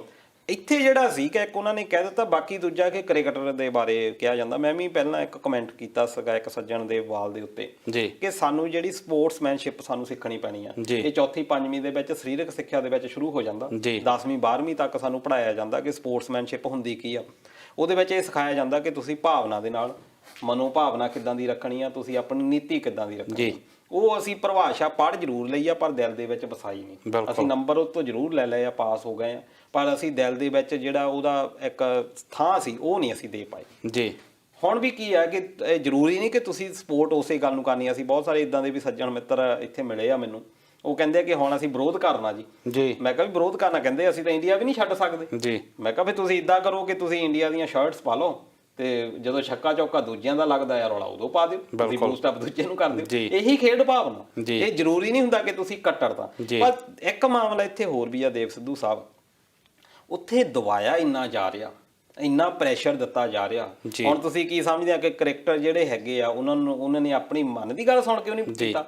ਉਹਨਾਂ ਉੱਤੇ ਉਹਦਾ ਜਿਹੜਾ ਚਲਾ ਰਿਹਾ ਕੰਮ ਅਮਿਤ ਸ਼ਾਹ ਦਾ ਮੁੰਡਾ ਆ। ਦਲਜੀਤ ਜੀ ਜੇ ਉਹ ਟਵੀਟ ਪੜ੍ਹੇ ਜਾਣ ਤਾਂ ਉਹ ਟਵੀਟ ਪੜ੍ਹ ਕੇ ਜਿੰਨੇ ਵੀ ਟਵੀਟ ਪੜ੍ਹੇ ਜਾਣ ਉਹਨਾਂ ਨੂੰ ਵੇਖ ਕੇ ਐਂ ਲੱਗਦਾ ਜਿਹੜੇ ਉਹਨਾਂ ਦੀ ਯਾਦ ਹੁੰਦੀ ਜਿਹੜੇ ਚੌਥੀ ਪੰਜਵੀਂ ਜਮਾਤ ਦੇ ਵਿੱਚ ਨਲਾਇਕ ਨਿਆਣੇ ਨਹੀਂ ਹੁੰਦੇ, ਜਿਹੜੇ ਘਰੋਂ ਦਾ ਤਿਆਰੀ ਕਰਕੇ ਆਉਂਦੇ ਆ, ਮੇਰਾ ਜਿਹੜਾ my favourite friend, my best friend, ਤੇ ਉੱਥੇ ਜਾ ਕੇ ਆ ਜਾਂਦਾ ਮਾਈ ਫਾਦਰ ਦਾ ਲੇਖ, ਤੇ ਉਹ ਕਹਿ ਦਿੰਦੇ ਕਿ ਮੇਰੇ 4 ਪਿਤਾ ਹਨ, ਮੇਰਾ ਸਭ ਤੋਂ ਜਿਹੜਾ ਫੇਵਰੇਟ ਪਿਤਾ ਆ। ਉਹ ਇਸੇ ਤਰ੍ਹਾਂ ਕਈ ਤਾਂ ਐਡੇ ਸਾਡੇ ਭੋਲੇ ਸੱਜਣ ਆ ਜਿਨ੍ਹਾਂ ਨੇ ਵਿੱਚ ਟੈਕਸਟ ਵੀ ਨਾਲ ਲਿਖਿਆ ਹੋਇਆ, ਤੁਸੀਂ ਜੇ ਪੜ੍ਹਿਆ ਹੋਵੇ। ਬਿਲਕੁਲ, ਉਹਦਾ ਕਾਰਨ ਇਹੀ ਹੋਇਆ ਕਿ ਅਮਿਤ ਸ਼ਾਹ ਦਾ ਮੁੰਡਾ ਤਾਂ ਚਲਾ ਰਿਹਾ ਜੀ। ਹੁਣ ਇੰਟਰਫੇਰੈਂਸ ਬਾਲੀਵੁੱਡ ਦੇ ਵਿੱਚ ਪਹਿਲਾਂ ਤੋਂ ਕਿਹਾ ਜਾਂਦਾ, ਕਦੀ ਕਿਹਾ ਜਾਂਦਾ ਕਿ ਉਹਦੇ ਵਿੱਚ ਜੀ ਜਿਹੜਾ ਅੰਡਰਵਰਲਡ ਆ ਉਹ ਵਿੱਚ ਬਹੁਤ ਕਰਦਾ ਇੰਟਰਫੇਅਰ। ਹੁਣ ਪੋਲੀਟੀਕਲ ਬਹੁਤ ਜ਼ਿਆਦਾ ਹੋ ਗਿਆ। ਤੁਸੀਂ ਦੇਖ ਲਓ ਕਿ ਇੱਕ ਫਿਲਮ ਜਿਹਦਾ ਕਿ ਨਾਂ ਕੁਛ ਰੱਖਿਆ ਗਿਆ ਰਾਣੀ ਦੇ ਨਾਂ ਤੇ, ਇਹਨੀ ਫਿਲਮ ਨਹੀਂ ਚੱਲਣ ਦਿੱਤੀ। ਇਸ ਤੋਂ ਬਾਅਦ ਕਿਸੇ ਬੰਦੇ ਨੂੰ ਕਹਿ ਦਿੱਤਾ ਜਾਂਦਾ, ਆਮਿਰ ਖਾਨ ਨੇ ਕਹਿਤਾ ਸੀ ਮੇਰਾ ਦਿਲ ਨਹੀਂ ਲੱਗਦਾ, ਮੈਨੂੰ ਡਰ ਲੱਗਦਾ ਇੱਥੇ ਰਹਿੰਦੇ। ਇਹਨਾਂ ਨੇ ਇੰਨਾ ਜ਼ਿਆਦਾ ਵਿਰੋਧ ਕੀਤਾ ਕਿ ਉਹਦੀਆਂ ਫਿਲਮਾਂ ਨਹੀਂ ਲੱਗਣ ਦਿੱਤੀਆਂ, ਉਹਨਾਂ ਨੂੰ ਫਲॉप ਕਰ ਦਿੱਤਾ। ਉਹਨਾਂ ਦੇ ਵਿੱਚ ਡਰ ਇੰਨਾ ਜ਼ਿਆਦਾ ਬਿਠਾਇਆ ਇੰਡਸਟਰੀ ਦੇ ਵਿੱਚ। ਇਹ ਸਾਡੇ ਲੋਕਾਂ ਨੂੰ ਮੰਨਣਾ ਪੈਣਾ ਇਹ ਗੱਲ ਕਿ ਅਸੀਂ ਉਹ ਫੇਰ ਉਹੀ ਗੱਲ ਹੈ ਕਿ ਅਸੀਂ ਝੱਟ ਨਾ ਤਮਗਾ ਦੇ ਦਿਆ ਕਰੀਏ ਕਿ ਗਦਾਰ ਨਿਕਲਿਆ। ਬਿਲਕੁਲ, ਉਹ ਇਹ ਦੇਖੋ ਕਿ ਉਹਨਾਂ ਦੇ ਉੱਤੇ ਪ੍ਰੈਸ਼ਰ ਕਿੰਨਾ ਆ। ਉਹਨਾਂ ਦਾ ਇੰਨਾ ਜ਼ਿਆਦਾ ਪ੍ਰੈਸ਼ਰ ਦਿੱਤਾ ਜਾਂਦਾ ਆ ਕਿ ਜਦੋਂ ਉਹਨਾਂ ਦੇ ਮੂਹਰੇ ਜਾ ਕੇ ਜਿਹੜੇ ਇਹਨਾਂ ਦੇ ਗੁੰਡੇ ਪਾਲੇ ਹੋਏ ਆ ਉਹਨਾਂ ਦੇ ਘਰਾਂ ਦੇ ਮੂਹਰੇ ਜਾ ਕੇ ਵਿਰੋਧ ਕਰਦੇ ਆ ਉਹ ਜਦੋਂ ਵਿਰੋਧ ਕਰਦੇ ਆ ਉਹ ਬੰਦਿਆਂ ਨੂੰ ਨਿਕਲਣਾ ਬਾਹਰ ਔਖਾ ਹੋ ਜਾਂਦਾ। ਉਹ ਤਾਂ ਬੰਦੇ ਕਿਤੇ ਬਾਹਰ ਜਾ ਵੀ ਨਹੀਂ ਸਕਦੇ, ਇੰਨੇ ਜ਼ਿਆਦਾ ਅਨਸੇਫ ਫੀਲ ਕਰਦੇ ਆ। ਉਹ ਫਿਰ ਆਪਣੇ ਆਪ ਨੂੰ ਇੱਕ ਵਿਚਕਾਰਲੇ ਰਾਹ ਲੱਭ ਲੈਂਦੇ ਕਿ ਟਵੀਟ ਕਰਨਾ ਹੈ, ਚਲੋ 4 ਦਿਨ ਲੋਕ ਗਾਲਾਂ ਕੱਢ ਲੈਣਗੇ, ਸਾਨੂੰ ਕੱਢ ਲੈਣ। ਇਹਦਾ ਮਤਲਬ ਇਹ ਨਹੀਂ ਕਿ ਵਿਰਾਟ ਕੋਹਲੀ ਨੇ ਜੀ ਦਿਲ 'ਚ ਉਹਦੇ ਗੱਲ ਉੱਠੀ ਆ। ਪਰ ਦਲਜੀਤ ਜੀ ਜੇ ਪ੍ਰੈਸ਼ਰ ਆ ਤਾਂ ਪ੍ਰੈਸ਼ਰ ਤਾਂ ਸਾਰੇ ਸੈਲੀਬ੍ਰਿਟੀਜ਼ ਦੇ ਆ। ਜੇ ਕੁਛ ਜਿਹੜੇ ਸਰਕਾਰ ਦੀ ਗੱਲ ਕਰਨ ਵਾਲੇ ਤਾਂ ਕਿਸਾਨਾਂ ਦੀ ਗੱਲ ਕਰਨ ਵਾਲੇ ਵੀ ਹੈਗੇ ਆ। ਇੱਥੇ ਗੱਲ ਜਿਹੜੀ ਆ ਉਹ ਤੁਹਾਡੇ ਜ਼ਮੀਰ ਦੀ ਆ ਕਿ ਤੁਸੀਂ ਜਿਹੜੀ ਜ਼ਮੀਰ ਨਾਲ ਕੀ ਚੁਣਦੇ ਹੋ, ਤੁਸੀਂ ਲੋਕਾਂ ਦੀ ਆਵਾਜ਼ ਚੁਣਦੇ ਹੋ ਜਾਂ ਤੁਸੀਂ ਗੱਦਾਰੀ ਚੁਣਦੇ ਹੋ, ਤੁਹਾਡੇ ਤੇ ਆ। ਇਹ ਮੈਨੂੰ ਲੱਗਦਾ ਕਿ ਜਿਹੜੀ ਪ੍ਰੈਸ਼ਰ ਤਾਂ ਹਰ ਬੰਦੇ ਤੇ ਹੁੰਦਾ, ਪਰ ਅਸੀਂ ਗੱਲ ਕੀ ਕਰਦੇ ਆ ਜਦੋਂ ਅਸੀਂ ਏਡੇ ਵੱਡੇ ਅਹੁਦੇ ਤੇ ਬੈਠੇ ਹੁੰਨੇ ਆ, ਜਦੋਂ ਸਾਡੀ ਆਵਾਜ਼ ਲੱਖਾਂ ਲੋਕਾਂ ਤੱਕ ਪਹੁੰਚਦੀ ਆ, ਅਸੀਂ ਕੀ ਗੱਲ ਕਰਦੇ ਹਾਂ ਸਾਨੂੰ ਸੋਚਣਾ ਪੈਣਾ ਆ। ਖਾਸ ਤੌਰ ਤੇ ਜਿਹੜੇ ਚਲੋ ਸਟਰਗਲਿੰਗ ਦੇ ਵਿੱਚ ਆ ਉਹਨਾਂ ਦੀ ਅੱਜ ਗੱਲ ਮੰਨ ਸਕਦੇ ਬਿਲਕੁਲ ਕਿ ਜਿਹੜੇ ਸਟਰਗਲਿੰਗ ਦੇ ਵਿੱਚ ਹੈਗੇ ਆ, ਖਾਸ ਤੌਰ ਤੇ ਜਿਹੜੇ ਹੁਣ ਵਿਰਾਟ ਕੋਹਲੀ ਦੇ ਪਹੁੰਚ ਚੁੱਕੇ ਆ ਜਾਂ ਜਿਹੜੇ ਬਹੁਤ ਹੀਰੋ ਤਕੜੇ ਹੋ ਚੁੱਕੇ ਆ। ਨਿਸਰੂਦੀਨ ਸ਼ਾਹ ਉਹਨਾਂ ਦਾ ਬੜਾ ਵਧੀਆ ਸੀ ਟਵੀਟ ਜੀ ਕਿ ਇੰਨਾ ਵੀ ਪੈਸਾ ਲੋਕਾਂ ਦੇ ਕੋਲ ਹੈਗਾ, ਕੁਝ ਲੋਕਾਂ ਦੇ ਕੋਲ ਜਿਹੜੇ ਕਿ ਆਪਣੀਆਂ 7 ਪੀੜ੍ਹੀਆਂ ਪਾਲ ਸਕਦੇ। ਹੁਣ ਸਚਿਨ ਤੰਦੂਲਕਰ ਹੁਣਾਂ ਦੀ ਗੱਲ ਕਰੀਏ ਤਾਂ ਉਹ ਆਪਣੀ ਪੂਰਾ ਜਿਹੜਾ ਖੇਡ ਜਿਹੜੀ ਜੀਵਨ ਹੈ ਉਹ ਮਾਣ ਚੁੱਕੇ ਆ। ਉਹਨਾਂ ਨੂੰ ਰੱਬ ਦਾ ਜਿਹੜਾ ਇੱਕ ਦਿੱਤਾ ਗਿਆ ਹੈ, ਰੱਬ ਮੰਨਿਆ ਜਾਂਦਾ ਉਹਨਾਂ ਨੂੰ, ਪਰ ਉਹਨਾਂ ਦਾ ਇਸ ਤਰੀਕੇ ਨਾਲ ਇੱਕ ਪਾਸੜ ਗੱਲ ਕਰਨਾ ਉਹ ਬਹੁਤ ਮੰਦਭਾਗਾ ਹੈ। ਬਿਲਕੁਲ, ਉਹ ਇਸੇ ਕਰਕੇ ਹੁੰਦਾ ਕਿ ਉਹਨਾਂ ਨੂੰ ਇਹ ਜ਼ਰੂਰ ਹੁੰਦਾ, ਉਹਨਾਂ ਨੂੰ ਮੈਚ ਜਿੱਤਣਾ ਜ਼ਰੂਰ ਹੁੰਦਾ ਜੀ, ਪਰ ਇਹ ਹੈ ਕਿ ਬਰੇਵ ਲੋਕ ਹੁੰਦੇ ਨੇ ਜਿਹੜਾ ਉਹ ਪ੍ਰੈਸ਼ਰ ਝੱਲ ਲੈਂਦੇ। ਬਿਲਕੁਲ, ਪਰ ਜ਼ਿਆਦਾਤਰ ਇਹ ਲੋਕ ਹੁੰਦੇ ਨੇ ਉਹ ਕਹਿੰਦੇ ਆ ਕਿ ਕਿਉਂ ਮੈਂ ਆਪਣੇ ਲੋਕਾਂ ਨੂੰ ਜਾਂ ਆਪਣੇ ਜਿਹੜੇ ਪਰਿਵਾਰ ਨੂੰ ਕਿਉਂ ਮੈਂ ਸਟਰਗਲ ਦੇ ਵਿੱਚ। ਇਹਦੇ ਨਾਲ ਦਿਲਜੀਤ ਜੀ ਮੇਰੇ ਖਿਆਲ ਇੱਕ ਹੋਰ ਪਾਸਾ ਵੀ ਹੈਗਾ। ਇੱਕ ਵੀਡੀਓ ਜਿਹੜੀ ਆ ਉਹ ਬਹੁਤ ਵਾਇਰਲ ਹੋਈ ਸੀ ਜਦੋਂ ਇੱਕ ਸਟਿੰਗ ਆਪਰੇਸ਼ਨ ਹੋਇਆ ਸੀ ਇਹਨਾਂ ਸੈਲੀਬ੍ਰਿਟੀਜ਼ ਤੇ, ਜਿਹਦੇ ਵਿੱਚ ਕਿਹਾ ਗਿਆ ਸੀ ਕਿ ਅਸੀਂ ਤੁਹਾਡਾ ਜਿਹੜਾ ਸੋਸ਼ਲ ਅਕਾਊਂਟਸ ਆ ਅਸੀਂ ਯੂਜ਼ ਕਰਾਂਗੇ ਉਹਨੂੰ ਪੋਲੀਟੀਕਲ ਗੇਨਸ ਲਈ। ਤੇ ਉਹ ਅੱਗੋਂ ਪੁੱਛਦੇ ਸੀਗੇ, ਮੈਂ ਜੇ ਗੱਲ ਕਰਾਂ ਮਹਿਮਾ ਚੌਧਰੀ, ਇਦਾਂ ਦੇ ਕਈ ਸੈਲੀਬ੍ਰਿਟੀਜ਼ ਦਾ ਨਾਮ ਆਇਆ ਸੀ ਜਿਹਦੇ ਵਿੱਚ ਉਹ ਸਾਫ਼-ਸਾਫ਼ ਕਹਿ ਰਹੇ ਸੀ ਕਿ ਬਿਲਕੁਲ ਤੁਸੀਂ ਕਰ ਸਕਦੇ ਹੋ, ਕਿੰਨੇ ਪੈਸੇ ਦਵੋਗੇ। ਉਹ ਪਰ ਜਿਹੜੀ ਹਰ ਚੀਜ਼ ਨੂੰ ਪੈਸੇ ਨਾਲ ਤੋਲਣਾ, ਆਪਣੇ ਜ਼ਮੀਰ ਨੂੰ ਪੈਸੇ ਨਾਲ ਤੋਲਣਾ, ਉਹ ਵੀ ਇੱਕ ਪੱਖ ਹੈ ਇਸ ਚੀਜ਼ ਦਾ। ਬਿਲਕੁਲ ਜੀ। ਤੇ ਦਲਜੀਤ ਜੀ ਇਹਦੇ ਨਾਲ ਜਿਹੜੇ ਕਮੈਂਟਸ ਵੀ ਕਾਫੀ ਆ ਰਹੇ ਆ। ਕੁਲਜੀਤ ਸਿੰਘ ਗਿੱਲ ਹੋਣੀ ਉਹ ਪ੍ਰੋਗਰਾਮ ਪਸੰਦ ਕਰ ਰਹੇ, ਸੋਨੀ ਬੰਸਲ। ਇਹਦੇ ਨਾਲ ਮੈਂ ਬੇਨਤੀ ਜ਼ਰੂਰ ਕਰਨੀ ਚਾਹੂੰਗਾ ਦੋਸਤੋ ਕਿ ਸਾਡੀ ਆਵਾਜ਼ ਅਜੇ ਥੋੜੇ ਲੋਕਾਂ ਤੱਕ ਪਹੁੰਚਦੀ ਹੈ, ਪਰ ਜੇ ਆਵਾਜ਼ ਤੁਹਾਡੇ ਤੱਕ ਪਹੁੰਚ ਰਹੀ ਹੈ ਤੇ ਤੁਹਾਨੂੰ ਇਹ ਸਾਡੀ ਗੱਲਬਾਤ ਚੰਗੀ ਲੱਗ ਰਹੀ ਆ ਤਾਂ ਇਸ ਪ੍ਰੋਗਰਾਮ ਨੂੰ ਕਿਰਪਾ ਕਰਕੇ ਅੱਗੇ ਸ਼ੇਅਰ ਜ਼ਰੂਰ ਕਰਿਆ ਕਰੋ, ਆਪਣੇ ਦੋਸਤਾਂ ਤੱਕ ਇਹਦੀ ਗੱਲਬਾਤ ਜ਼ਰੂਰ ਲੈ ਕੇ ਜਾਇਆ ਕਰੋ ਤਾਂ ਜੋ ਸਾਡੀ ਆਵਾਜ਼ ਉਹਨਾਂ ਤੱਕ ਵੀ ਪਹੁੰਚ ਸਕੇ। ਤੇ ਦਲਜੀਤ ਜੀ ਜਿਹੜਾ ਆਪਾਂ ਸਰਲੇਖ ਰੱਖਿਆ ਸੀ ਕਿ ਟਵਿੱਟਰ ਨੇ ਗੋਦੀ ਮੀਡੀਆ ਬਣਨ ਤੋਂ ਨਾ ਕੀਤੀ, ਮੈਂ ਗੋਦੀ ਮੀਡੀਆ ਉਹਨੂੰ ਤਾਂ ਕਹਿ ਰਿਹਾ ਕਿਉਂਕਿ ਇੱਕ ਸਾਡੇ ਬੜਾ ਫੇਮਸ ਹੋਈ ਹੈ ਜਿਹੜੀ ਗੋਦੀ ਮੀਡੀਆ ਵਾਲੀ ਗੱਲ ਕਿ ਇੱਕ ਮੀਡੀਆ ਦਾ ਇੱਕ ਹਿੱਸਾ ਜਿਹੜੀ ਸਿਰਫ ਇੱਕ ਪਾਸੜ ਗੱਲ ਕਰਦਾ, ਜੇ ਆਪਾਂ ਖੁੱਲ ਕੇ ਕਹੀਏ ਤਾਂ ਸਰਕਾਰ ਦੀ ਗੱਲ ਕਰਦਾ, ਲੋਕਾਂ ਦੀ ਉਹ ਗੱਲ ਸੁਣਦਾ ਵੀ ਨਹੀਂ। ਤਾਂ ਮੈਂ ਟਵਿੱਟਰ ਨਾਲ ਆਪਾਂ ਇਸ ਚੀਜ਼ ਨੂੰ ਤਾਂ ਮਿਲਾਇਆ ਸੀ ਕਿਉਂਕਿ ਸਰਕਾਰ ਵੱਲੋਂ ਟਵਿੱਟਰ ਨੂੰ 1178 ਜਿਹੜੇ ਅਕਾਊਂਟ ਹੈ ਉਹ ਬੈਨ ਕਰਨ ਲਈ ਕਿਹਾ ਗਿਆ, ਪਰ ਟਵਿੱਟਰ ਨੇ ਇਸ ਚੀਜ਼ ਨੂੰ ਨਕਾਰਾ ਕਰਤਾ, ਇਸ ਚੀਜ਼ ਤੋਂ ਇਨਕਾਰ ਕਰਤਾ। ਇਹਨੂੰ ਕਿੱਦਾਂ ਦੇਖਦੇ ਹੋ? ਜਿਹੜਾ ਸੰਚਾਰ ਮਹਿਕਮਾ ਆ ਉਹਦੇ ਵਿੱਚ ਇੱਕ ਐਕਟ ਬਣਿਆ ਹੋਇਆ ਜਿਹਨੂੰ ਆਪਾਂ ਆਈਟੀ ਐਕਟ ਜਾਂ ਇਨਫੋਰਮੇਸ਼ਨ ਟੈਕਨੋਲੋਜੀ ਐਕਟ, ਉਹਦੀ 69ਵੀਂ 69A ਦੀ ਜਿਹੜੀ ਧਾਰਾ ਆ ਉਹਦੇ ਵਿੱਚ ਇਹ ਕਹਿ ਸਕਦੇ ਆ।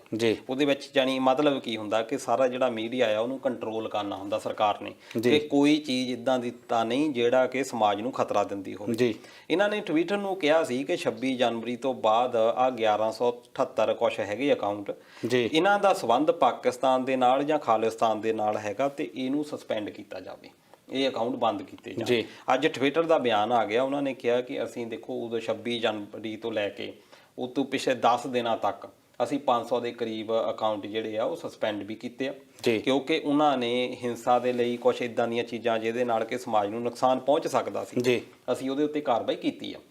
ਪਰ ਜਿਹੜੇ ਤੁਸੀਂ ਕਹਿ ਰਹੇ ਹੋ ਕਿ 1178 ਆ, ਅਸੀਂ ਇਹਦੇ ਵਿੱਚ ਆਜ਼ਾਦੀ ਆ, ਉਹਦੇ ਵਿੱਚ ਸਾਨੂੰ ਇਦਾਂ ਦਾ ਕੋਈ ਚੀਜ਼ ਪਾਈ ਨਹੀਂ ਗਈ, ਅਸੀਂ ਇਹਦੇ ਉੱਤੇ ਹੋਰ ਵੀ ਇਨਵੈਸਟੀਗੇਸ਼ਨ ਕਰਦੇ ਹਾਂ। ਪਰ ਜਿਹੜਾ ਇਹ 1178 ਤੁਸੀਂ ਕਹਿੰਦੇ ਆ ਵੀ ਅਸੀਂ ਇਹ ਸਸਪੈਂਡ ਨਹੀਂ ਕੀਤੀ, ਇਸ ਚੀਜ਼ ਨਾਲ ਹੁਣ ਟਕਰਾਅ ਵੱਧ ਸਕਦਾ। ਟਵਿੱਟਰ ਦੇ ਉੱਤੇ ਇਹ ਬੈਨ ਲਾਉਣ ਦੀਆਂ ਵੀ ਤਿਆਰੀਆਂ ਫਿਰ ਉੱਤੇ ਹੋ ਜਾਂਦਾ, ਉਹਨਾਂ ਨੂੰ ਪ੍ਰੈਸ਼ਰ ਦੇਣ ਦੀ ਕੋਸ਼ਿਸ਼ ਕਰਨਗੇ।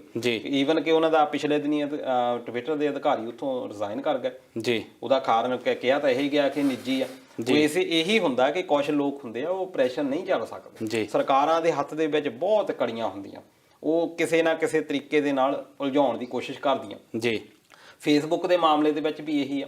ਈਵਨ ਕਿ ਤੁਸੀਂ ਟਰੰਪ ਦਾ ਦੇਖਿਆ ਹੋਣਾ ਕਿ 70,000 ਉਹਨਾਂ ਨੇ ਉਸ ਵੇਲੇ ਟਵੀਟ ਦੇ ਅਕਾਊਂਟ ਜਿਹੜੇ ਆ ਬੰਦ ਕਰਨ ਦੀ ਕਿਹਾ ਸੀਗਾ ਟਵਿੱਟਰ ਨੇ, ਤੇ ਉਹ ਕਾਰਨ ਉਹਦਾ ਇਹੀ ਸੀ ਕਿ ਉਹਦਾ ਸੁਸਾਇਟੀ ਨੂੰ ਪ੍ਰਭਾਵ ਪੈਂਦਾ। ਅੱਜ ਕੱਲ੍ਹ ਇਹ ਆ ਕਿ ਕਿਉਂਕਿ ਮੀਡੀਆ ਦੇ ਵਿੱਚ ਸੋਸ਼ਲ ਮੀਡੀਆ ਚਾਹੇ ਉਹ ਫੇਸਬੁੱਕ ਆ, ਟਵਿੱਟਰ ਆ ਜਾਂ ਇੰਸਟਾਗ੍ਰਾਮ ਹੈਗਾ, ਉਹਦੇ ਉੱਤੇ ਕੀ ਚੀਜ਼ ਚੱਲਦੀ ਆ ਅਸੀਂ ਉਹਨੂੰ ਸੱਚ ਮੰਨਦੇ ਹਾਂ। ਬਿਲਕੁਲ, ਉਹਦੇ ਵਿੱਚ ਕੀ ਬਹਾ ਚੱਲ ਪਿਆ ਅੱਜ ਜੇ ਸਾਨੂੰ ਉਹਦੇ ਉੱਤੇ ਮੈਜੋਰਟੀ ਲੋਕ ਕਹਿਣ ਲੱਗ ਜਾਣ ਕਿ ਜਿਹੜਾ ਦੀਪ ਸਿੱਧੂ ਆ ਉਹ ਗਦਾਰ ਆ, ਅਸੀਂ ਇਹ ਮੰਨ ਲੈਣਾ ਕਿ ਲੋਕੀ ਜ਼ਿਆਦਾ ਕਹਿੰਦੇ ਆ ਫਿਰ ਇਹਦਾ ਮਤਲਬ ਗਦਾਰ ਹੀ ਹੋਣਾ, ਪੜਚੋਲ ਕਰਨ ਦੀ ਬਜਾਏ। ਫਿਰ ਜੇ ਮੈਜੋਰਟੀ ਵਿੱਚ ਇਹ ਲੋਕ ਆ ਗਏ ਨਹੀਂ ਤੁਸੀਂ ਜਦੋਂ ਵੀ ਦੀਪ ਸਿੱਧੂ ਕਹਿੰਦੇ ਦੀਪ ਸਿੱਧੂ ਤੋਂ ਪਹਿਲਾਂ ਦੇਵ ਸਿੱਧੂ ਜ਼ਰੂਰ ਕਹਿੰਦੇ, ਤੁਹਾਡੇ ਨਾਲ ਜ਼ਿਆਦਾ ਹਨਾ ਹੈਗਾ ਤੇ ਤੁਹਾਡਾ ਹੋ ਜਾਂਦਾ ਦੀਪ ਸਿੱਧੂ, ਸੌਰੀ ਜਦੋਂ ਦੇਵ ਸਿੱਧੂ ਕਿਹਾ ਤਾਂ ਨਹੀਂ, ਆਲਵੇਜ਼ ਨਾਟ ਆਲਵੇਜ਼। ਤੇ ਜਦੋਂ ਦੀਪ ਸਿੱਧੂ ਫਿਰ ਜਦੋਂ ਉਹਨੂੰ ਕਿਹਾ ਜਾਂਦਾ ਕਿ ਨਹੀਂ ਜੀ ਇਹ ਤਾਂ ਬਹੁਤ ਵਧੀਆ, ਅਸੀਂ ਉਸ ਵੇਲੇ ਮੈਜੋਰਟੀ ਦੇ ਵਿੱਚ ਹੀ ਆ ਜਾਂਦੇ ਹਾਂ, ਜੀ ਅਸੀਂ ਉਹਨੂੰ ਸੱਚ ਮੰਨ ਲੈਂਦੇ। ਬਿਲਕੁਲ ਇਸ ਕਰਕੇ ਖਾਸ ਤੌਰ ਦੇ ਉੱਤੇ ਫੇਸਬੁੱਕ ਦਾ ਜਾਂ ਟਵਿੱਟਰ ਦਾ ਰੋਲ ਇਸ ਵੇਲੇ ਬਹੁਤ ਜ਼ਿਆਦਾ ਅਹਿਮ ਹੋ ਜਾਂਦਾ। ਜਦੋਂ ਇਹ ਚੀਜ਼ਾਂ ਆਉਂਦੀਆਂ ਦਲਜੀਤ ਜੀ, ਸਾਨੂੰ ਇਹ ਮੰਨਣਾ ਪੈਣਾ, ਇਹ ਚੀਜ਼ ਵੇਖਣੀ ਪੈਣੀ ਕਿ ਜਿਹੜੀ ਚੀਜ਼ ਸਾਡੇ ਸਾਹਮਣੇ ਆਉਂਦੀ ਉਹ 100% ਸੱਚ ਨਹੀਂ। ਕਿਉਂਕਿ ਜੇ ਫੇਸਬੁੱਕ ਦੀ ਗੱਲ ਕਰੀਏ ਤਾਂ ਬਹੁਤ ਇਦਾਂ ਦੇ ਤਰੀਕੇ ਆ ਕਿ ਬੂਸਟ ਕਰਕੇ ਪੋਸਟਾਂ ਜਾਂ ਹੋਰ ਵੀ ਬਹੁਤ ਕੁਝ ਕਰਕੇ ਝੂਠ ਨੂੰ ਵੀ ਸੱਚ ਬਣਾਇਆ ਜਾਂਦਾ ਆ। ਤੇ ਅਸੀਂ ਬਿਨਾਂ ਬਹਾਚ, ਅਸੀਂ ਬਿਨਾਂ ਉਹਦੀ ਪੜਚੋਲ ਕੀਤਿਆਂ ਕਿਸ ਤਰੀਕੇ ਨਾਲ ਉਹਨੂੰ ਸ਼ੇਅਰ ਮਾਰਦੇ ਆ, ਕਿਸ ਤਰੀਕੇ ਨਾਲ ਉਹਦੇ ਤੇ ਯਕੀਨ ਕਰਦੇ ਆ, ਉਹ ਤੋਂ ਪਹਿਲਾਂ ਸਾਨੂੰ ਉਹਦੀ ਬੈਕ ਜਿਹੜੀ ਪਿਕਚਰ ਹੈ ਉਹ ਜ਼ਰੂਰ ਦੇਖਣੀ ਚਾਹੀਦੀ ਆ। ਬਿਲਕੁਲ, ਈਵਨ ਕਿ ਬਹੁਤ ਸਾਰੇ ਟਵੀਟ ਆਪਾਂ ਵੀ ਸ਼ੇਅਰ ਕਰ ਲੈਣੇ ਕਿਉਂਕਿ ਉਹ ਸਾਨੂੰ ਚੰਗੇ ਲੱਗਦੇ। ਬਿਲਕੁਲ, ਬਹੁਤ ਸਾਰੇ ਇਦਾਂ ਦੇ ਟਵੀਟ ਆ ਜਿਹੜੇ ਕਿ ਹੋਏ ਨਹੀਂ, ਜਿਹੜੇ ਕਿ ਅਕਾਊਂਟ ਗਲਤ ਤੋਂ ਫੇਕ ਬਣਾ ਕੇ ਬਣਾਏ ਗਏ, ਪਰ ਉਹ ਸਾਨੂੰ ਕਿਉਂਕਿ ਚੰਗੇ ਲੱਗਦੇ ਆ। ਸਾਡੇ ਉਹ ਧਰਮ ਦੇ ਨਾਲ ਰਿਲੇਟਡ ਹੋ ਸਕਦੇ ਆ, ਸਾਡੇ ਸਮਾਜ ਦੇ ਨਾਲ ਰਿਲੇਟਡ ਹੋ ਸਕਦੇ ਆ, ਜਾਂ ਸਾਡੀ ਭਾਸ਼ਾ ਦੇ ਵਿੱਚ ਹੋ ਸਕਦੇ ਆ, ਅਸੀਂ ਉਹਨੂੰ ਪਸੰਦ ਕਰਦੇ ਆ, ਜਾਂ ਸਾਡੀ ਵਿਚਾਰਧਾਰਾ ਦੇ ਅਕੋਰਡਿੰਗ ਹੋ ਸਕਦਾ, ਅਸੀਂ ਉਹਨੂੰ ਬਿਨਾਂ ਜਾਣੇ ਸਮਝੇ ਅਸੀਂ ਉਹਨੂੰ ਸ਼ੇਅਰ ਕਰ ਦਿੰਦੇ ਆ। ਤੇ ਇੱਥੇ ਫੇਸਬੁੱਕ ਤੇ ਟਵਿੱਟਰ ਦਾ ਜ਼ਿਆਦਾ ਯੋਗਦਾਨ ਹੈ ਕਿ ਉਹਨਾਂ ਨੂੰ ਇਹੋ ਜਿਹੇ ਜਿਹੜੇ ਤਰੀਕੇ ਆ ਜਿਹੜੇ ਕਿ ਫੇਕ ਉਹਨਾਂ ਨੂੰ ਲੱਗਦੇ ਆ, ਉਹਨਾਂ ਦੇ ਉੱਤੇ ਹੋਰ ਵੀ ਜ਼ਿਆਦਾ ਸਕੰਜਾ ਜਿਹੜਾ ਆ ਕੱਸਣਾ ਚਾਹੀਦਾ ਜੀ। ਦਲਜੀਤ ਜੀ, ਜਿਹੜਾ ਆਪਣਾ ਸਮਾਂ ਪ੍ਰੋਗਰਾਮ ਦਾ ਉਹ ਤਕਰੀਬਨ ਮੁਕੰਮਲ ਆ ਜੀ। ਉਸ ਤੋਂ ਪਹਿਲਾਂ ਮੈਂ ਟਿੱਪਣੀਆਂ ਦੋ ਕੁ ਲੈਣੀਆਂ ਚਾਹੂੰਗਾ। ਕੁਲਜੀਤ ਸਿੰਘ ਗਿੱਲ ਹੋਣਾ ਨੇ ਫਿਰ ਤੋਂ ਟਿੱਪਣੀ ਕੀਤੀ, ਉਹ ਜਿਹੜੀ ਆਪਾਂ ਧਰਮ ਦੀ ਗੱਲ ਕਰ ਰਹੇ ਸੀ, ਧਰਮ ਦੇ ਪੱਤੇ ਦੀ ਉੱਤੇ ਉਹਨਾਂ ਨੇ ਕਿਹਾ ਕਿ ਜਿਹੜਾ ਧਰਮ ਦਾ ਟੀਕਾ ਹੈ ਉਹ ਲੋਕਾਂ ਨੂੰ ਹਿਪਨੋਟਾਈਜ਼ ਕਰਨ ਲਈ ਵਰਤਿਆ ਜਾਂਦਾ ਸਾਡੇ ਪੋਲੀਟੀਕਲ ਲੀਡਰਾਂ ਵੱਲੋਂ। ਜਿੱਥੇ ਜਿੱਦਾਂ ਆਪਾਂ ਕੀਤੀ ਗੱਲ ਕਿ ਜਿੱਥੇ ਕੁਝ ਨਾ ਕੰਮ ਕਰੇ ਉੱਥੇ ਧਰਮ ਦਾ ਪੱਤਾ ਖੇਡਿਆ ਜਾਂਦਾ। ਤੇ ਨਾਲ ਜਗਦੀਪ ਸਿੰਘ ਗਿੱਲ ਹੋਣਾ ਨੇ ਕੀਤੀ ਉਹ ਅੰਦੋਲਨ ਜੀਵੀ ਦੀ, ਤੇ ਉਹਨਾਂ ਨੇ ਟਿੱਪਣੀ ਕੀਤੀ ਕਿ ਜਿਹੜੀ ਭਾਜਪਾ ਆ ਉਹ ਪ੍ਰਫੁੱਲਤ ਹੀ ਇਹਨਾਂ ਜੀਵੀਆਂ ਕਰਕੇ ਆ, ਕਿਉਂਕਿ ਜਦੋਂ ਤਾਂ ਇਹ ਜਿਹੜੇ ਓਪੋਜੀਸ਼ਨ 'ਚ ਹੁੰਦੇ ਆ ਉਦੋਂ ਹਰ ਮੁੱਦੇ ਤੇ ਇਹ ਆਪ ਅੰਦੋਲਨ ਕਰਦੇ ਆ, ਪਰ ਅੱਜ ਇਹ ਸਰਕਾਰ 'ਚ ਆ ਤਾਂ ਅੱਜ ਇਹਨਾਂ ਨੂੰ ਉਹ ਅੰਦੋਲਨ ਜੀਵੀ ਲੱਗ ਰਹੇ ਆ। ਇਹਦੇ ਵਿੱਚ ਮੈਂ ਇਹ ਜ਼ਰੂਰ ਉਦਾਹਰਨ ਦੇਣਾ, ਤੁਸੀਂ ਉਹਨਾਂ ਦੀ ਅੱਜ ਜਿਹੜਾ ਉਹਨਾਂ ਦਾ ਆਇਆ ਭਾਸ਼ਣ ਨਰਿੰਦਰ ਮੋਦੀ ਹੋਣਾ ਦਾ, ਉਹ ਜ਼ਰੂਰ ਤੁਸੀਂ ਸੁਣਿਆ ਹੋਣਾ। ਉਹਨਾਂ ਨੇ ਬਾਰ-ਬਾਰ ਜ਼ਿਕਰ ਕੀਤਾ ਕਿ ਮਨਮੋਹਨ ਸਿੰਘ ਵੀ ਇਹੀ ਚਾਹੁੰਦੇ ਸੀ, ਉਹ ਵੀ ਸੁਧਾਰ ਕਰਨਾ ਚਾਹੁੰਦੇ ਸੀ। ਫਿਰ ਉਹਦੇ ਵਿੱਚ ਉਹਨਾਂ ਨੇ ਕਿਹਾ ਲਾਲ ਬਹਾਦਰ ਸ਼ਾਸਤਰੀ ਨੇ ਬਹੁਤ ਜ਼ਿਆਦਾ ਕੰਮ ਕੀਤਾ। ਤੁਸੀਂ ਤਾਂ ਹੁਣ ਤੱਕ ਭੰਡਦੇ ਆਏ ਆ ਕਿ ਕਾਂਗਰਸ ਸਰਕਾਰ ਕੰਮੇ ਨਹੀਂ ਸੀ ਕਰਦੀ, ਕਾਂਗਰਸ ਸਰਕਾਰ ਨੇ ਕੀਤਾ ਹੀ ਕੁਛ ਨਹੀਂ, ਤੇ ਹੁਣ ਤੁਸੀਂ ਆਪਣੇ ਬਚਾਅ ਕਰਨ ਦੇ ਲਈ ਫਿਰ ਤੁਸੀਂ ਨਵਾਂ ਕੀ ਕਰ ਰਹੇ ਹੋ? ਤੁਸੀਂ ਜਿਹੜਾ ਨਰੇਗਾ ਆ ਉਹਨੂੰ ਮਨਰੇਗਾ ਬਣਾਤਾ, ਜਿੰਨੀਆਂ ਮਿਡ ਡੇ ਮੀਲਸ ਉਹਨਾਂ ਦੀਆਂ ਚਲਾਈਆਂ ਹੋਈਆਂ ਸੀ ਉਹ ਵੀ ਖਤਮ ਕਰਨ ਦੇ ਕੰਢੇ ਦੇ ਉੱਤੇ ਲੈ ਆਂਦੀਆਂ। ਜਿੰਨੀਆਂ ਸਕੀਮਸ ਤੁਸੀਂ ਨਵੀਂ ਦੱਸੋ, ਤੁਹਾਡੀ ਜਿਹੜੀ ਨਵੀਂ ਸਕੀਮਸ ਆਈ ਸੀ ਉਹ ਨੋਟਬੰਦੀ ਸੀ ਜੀ, ਫਿਰ ਉਸ ਤੋਂ ਬਾਅਦ GST, ਉਹ ਅਜੇ ਤੱਕ ਵਪਾਰੀਆਂ ਨੂੰ ਪੁੱਛ ਲਓ, ਕਿਸੇ ਨੂੰ ਸਮਝ ਨਹੀਂ ਲੱਗਦੀ ਕਿ ਇਹਦੇ ਉੱਤੇ GST ਹੈਗੀ ਆ, ਕਿ ਉਹਦਾ ਪ੍ਰਬੰਧ ਹੀ ਹੈ ਨਹੀਂ। ਹਰ ਚੀਜ਼ ਦੇ ਉੱਤੇ ਡਿਫਰੈਂਟ ਪ੍ਰੋਸੀਜਰ ਬਣਾ ਕੇ ਰੱਖ ਦਿੱਤਾ, ਅਜੇ ਤੱਕ ਉਹਦਾ ਖਾਮਿਆਜ਼ਾ ਲੋਕ ਭੁਗਤਦੇ ਰਹੇ ਆ। ਫਿਰ ਕਰੋਨਾ ਦੇ ਵਿੱਚ ਕਿਸ ਤਰੀਕੇ ਦੇ ਨਾਲ ਤੁਸੀਂ ਡੀਲ ਕੀਤਾ, ਉਹਦੇ ਉੱਤੇ ਵੀ ਬਹੁਤ ਸਾਰਾ ਅਜੇ ਤੱਕ ਇਲਜ਼ਾਮ ਹੋ ਰਿਹਾ। ਅਜੇ ਕਰੋਨਾ ਦਾ ਕੰਮ ਮੁੱਕਿਆ ਨਹੀਂ ਤੇ ਨਾਲ ਹੀ ਆ ਕਿਸਾਨ ਅੰਦੋਲਨ ਸ਼ੁਰੂ ਹੋ ਗਿਆ।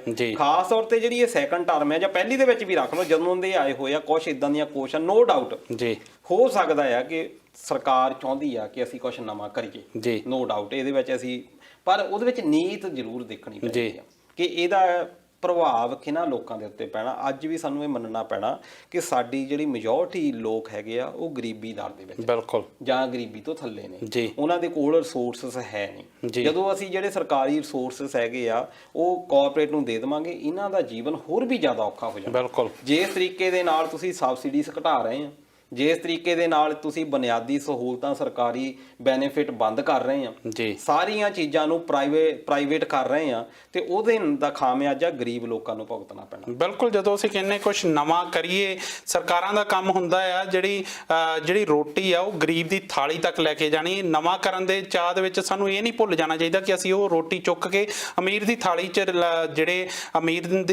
ਰੱਖ ਰਹੇ ਆ ਤੇ ਗਰੀਬ ਨੂੰ ਸਿਰਫ ਮਰਨ ਲਈ ਛੱਡ ਰਹੇ ਆ। ਜਦੋਂ ਜਿਹੜਾ ਕਾਂਗਰਸ ਦਾ ਕਾਰਜਕਾਲ ਸੀ ਉਦੋਂ ਅਸੀਂ ਕਹਿੰਦੇ ਸੀ ਅੱਛੇ ਦਿਨ ਆਉਣਗੇ, ਤੇ ਉਦੋਂ ਅਸੀਂ ਕਹਿੰਦੇ ਸੀ ਤੁਹਾਡੇ ਖਾਤਿਆਂ 'ਚ 15 ਲੱਖ ਰੁਪਇਆ ਆਊਗਾ। ਉਹ 15 ਲੱਖ ਤਾਂ ਚਲੋ ਜੋ ਬਾਅਦ 'ਚ ਉਹਨੂੰ ਚੁਣਾਵੀ ਜੁਮਲਾ ਬਣਾ ਕੇ ਰੱਖਤਾ, ਪਰ ਅੱਛੇ ਦਿਨ ਕਿੰਨੇ ਕੁ ਆਏ ਇਹ ਜਿਹੜੇ ਸਾਡੇ ਭਾਰਤ ਦੇ ਲੋਕ ਦੱਸ ਸਕਦੇ ਆ, ਉਹ ਬਿਹਤਰ ਜਾਣਦੇ ਆ।